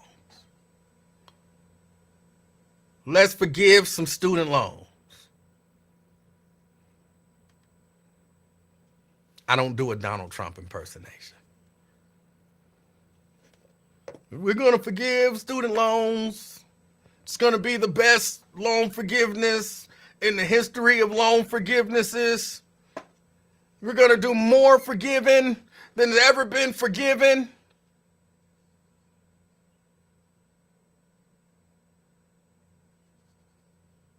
He'd be a genius.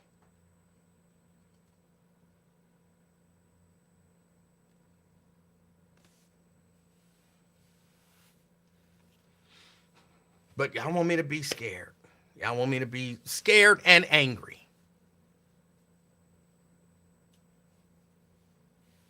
I'm angry about the wrong stuff. See, that's what it is. We angry about the wrong stuff. We angry about the wrong stuff.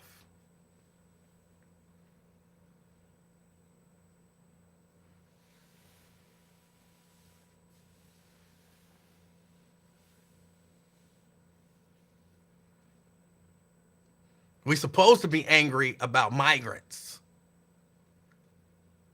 That's what we're supposed to be angry about. If you're not angry about migrants, you're angry about the wrong stuff. Supposed to be angry about student loan forgiveness. You're not supposed to be angry because a guy tried to overthrow the government.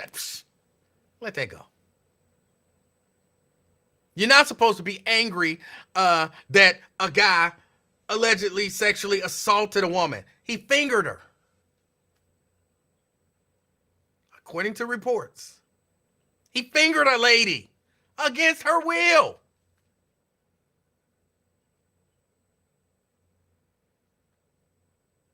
That's not good. Don't be angry about that, though.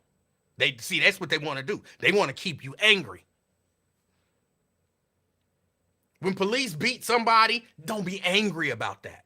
See, that's what they want to do. They want to keep you angry. They want you angry. That's what they want. They want you angry. It's a distraction. They want you angry.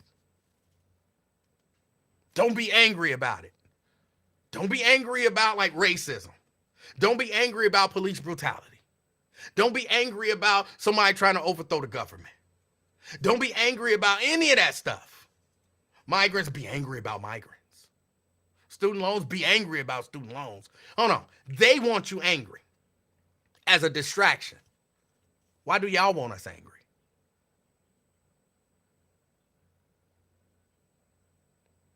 And don't tell me y'all don't want us angry, because y'all do. Y'all want us angry too. Everybody want us angry for their own personal needs. I want you angry if it's going to benefit me. Don't be angry about the stuff that don't benefit me. If I'm on the wrong side of the issue, don't be angry about the issue.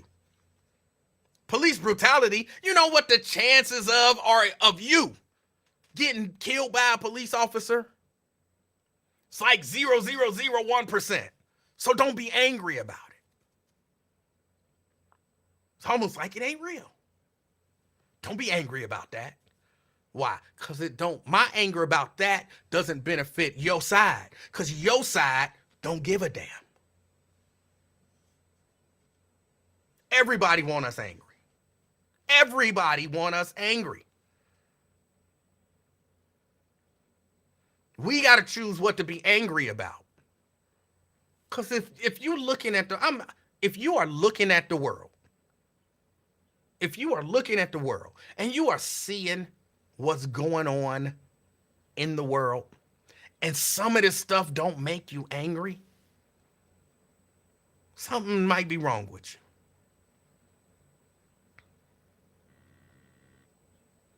Something might be wrong with you. I know I don't get angry. I just work to solve the problem. The reason you work to solve the problem is because you saw something that got you angry. So you still get angry. It sounds deep, but it's not that deep. You still do. You get angry.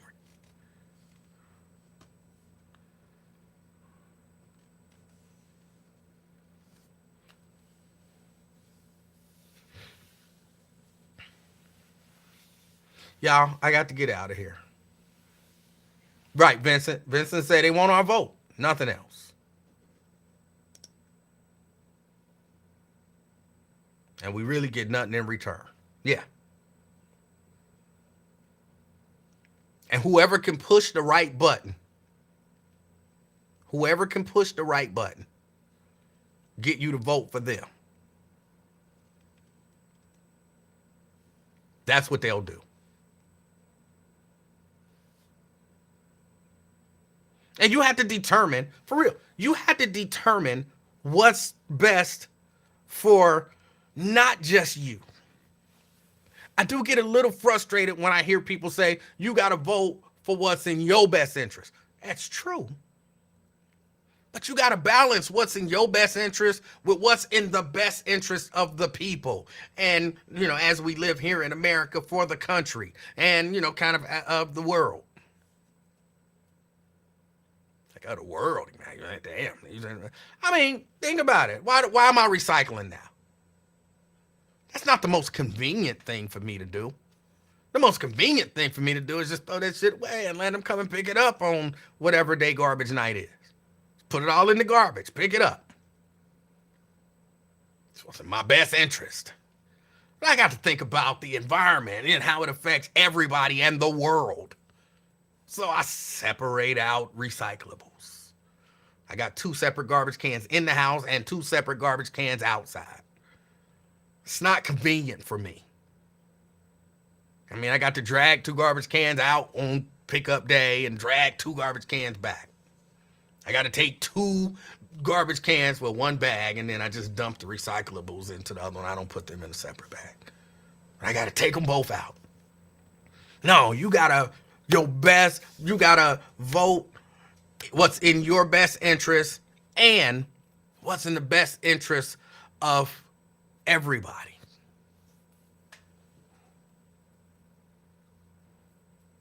And I would argue right now, it is not in our best interest to elect a guy that clearly don't want to not be president.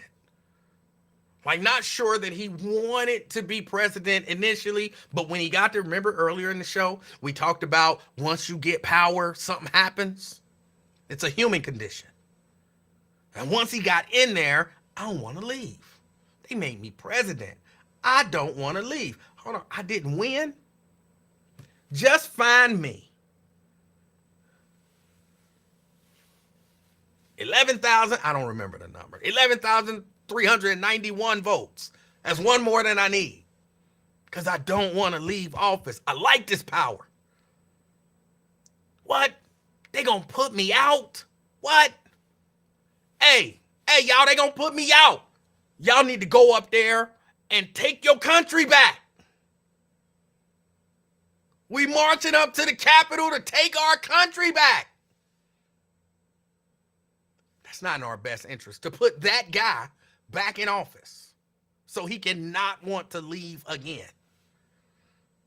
It's not in our best interest. Yeah, but economically, I might make some more money. Still not in your best interest. What difference will it make how much money you made when we're no longer a democracy and capitalism it's all about a dictator? He don't want to be no dictator. He kind of said he did. Well, he was joking. He said, I'll be a dictator for a day. Okay, you believe that was a joke if you want to. That man don't want to not have all that power again. He doesn't.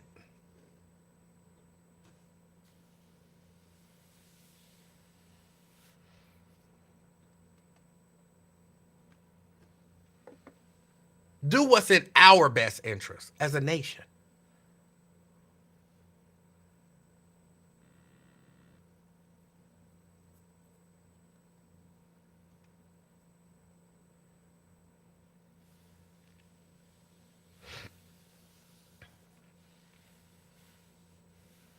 And yes, Raven, funnily, he does want full immunity. And he don't just want the power, he want to be able to do anything that he want to do.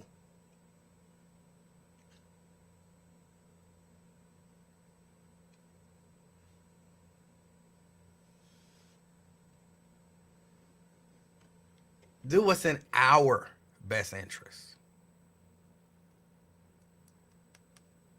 All right, I really do gotta go. It's like 6:30. Man, y'all done got 3.5 hours out of me.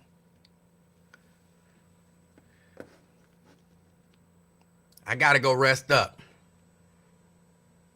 I'm pretty sure. Hold on. I was about to go. Ron said, now who's fear mongering? I'm not fear mongering. I'm telling you what actually happened. I'm telling you what actually happened. This is a cautionary tale. So it's slightly different. It's slightly different than what y'all saying. Migrants is coming. They're going to take over the country. It's an invasion. What have they done to take over the country? They haven't done anything. You just want us to be scared. The Chinese is about to take over. They not about to take over. What have they done to take over? Donald Trump has actually tried to put this thing in motion. He literally tried it. That's different.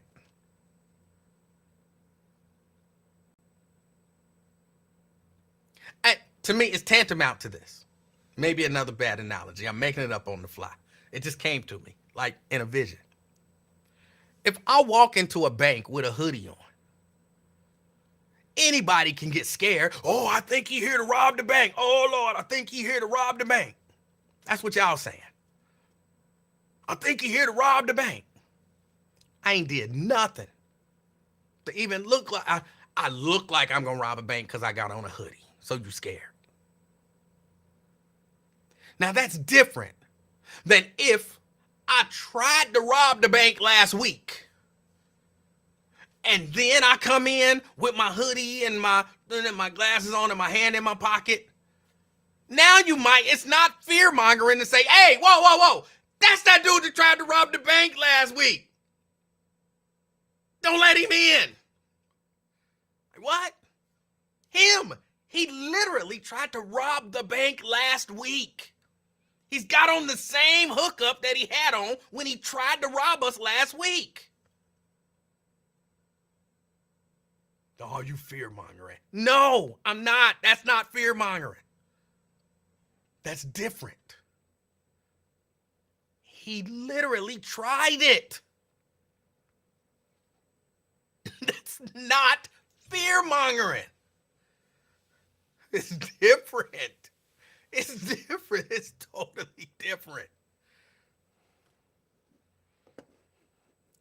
I'm sorry, Janice, was that analogy okay? Janice don't be liking my analogies. I'm just checking. Was that analogy okay? A dude in a hoodie, fear-mongering is, ooh, he looked like he gonna rob the bank, do something, don't let him in, as opposed to the dude who literally tried to rob the bank last week. That's not fear-mongering. Was that a good one, Janice? I just got to get Janice's approval or disapproval. I'm not got to, because I don't want fireworks going off, so I can't do the thumbs.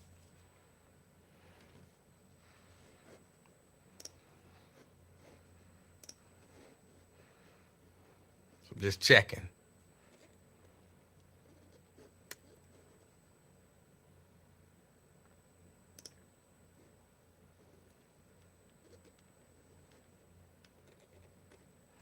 I'm literally just waiting for Janice to say that was a good analogy or a bad analogy. And then I got to go. Jerica says, what fireworks? If I hold up 2 thumbs, fireworks go off. It's something in the program. If I hold up 1 thumb, then that little bubble. Janice says, your analogies are okay. It's your words. But I'm saying, was that a good one? The bank robber thing. Was that a good analogy? Was that an effective one? Did it convey what I was trying to convey? And was it a fair analogy?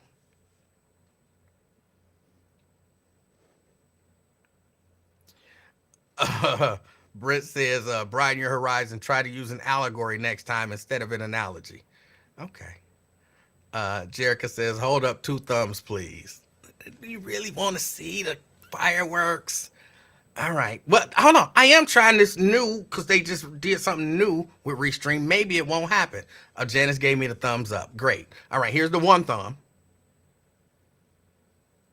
See, that's the thumbs up bubble. 1 thumb does that. 2 thumbs up.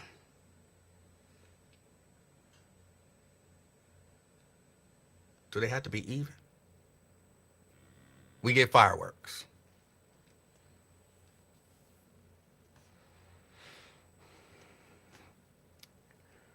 First time that happened, I had absolutely no idea why. It startled me. It startled me.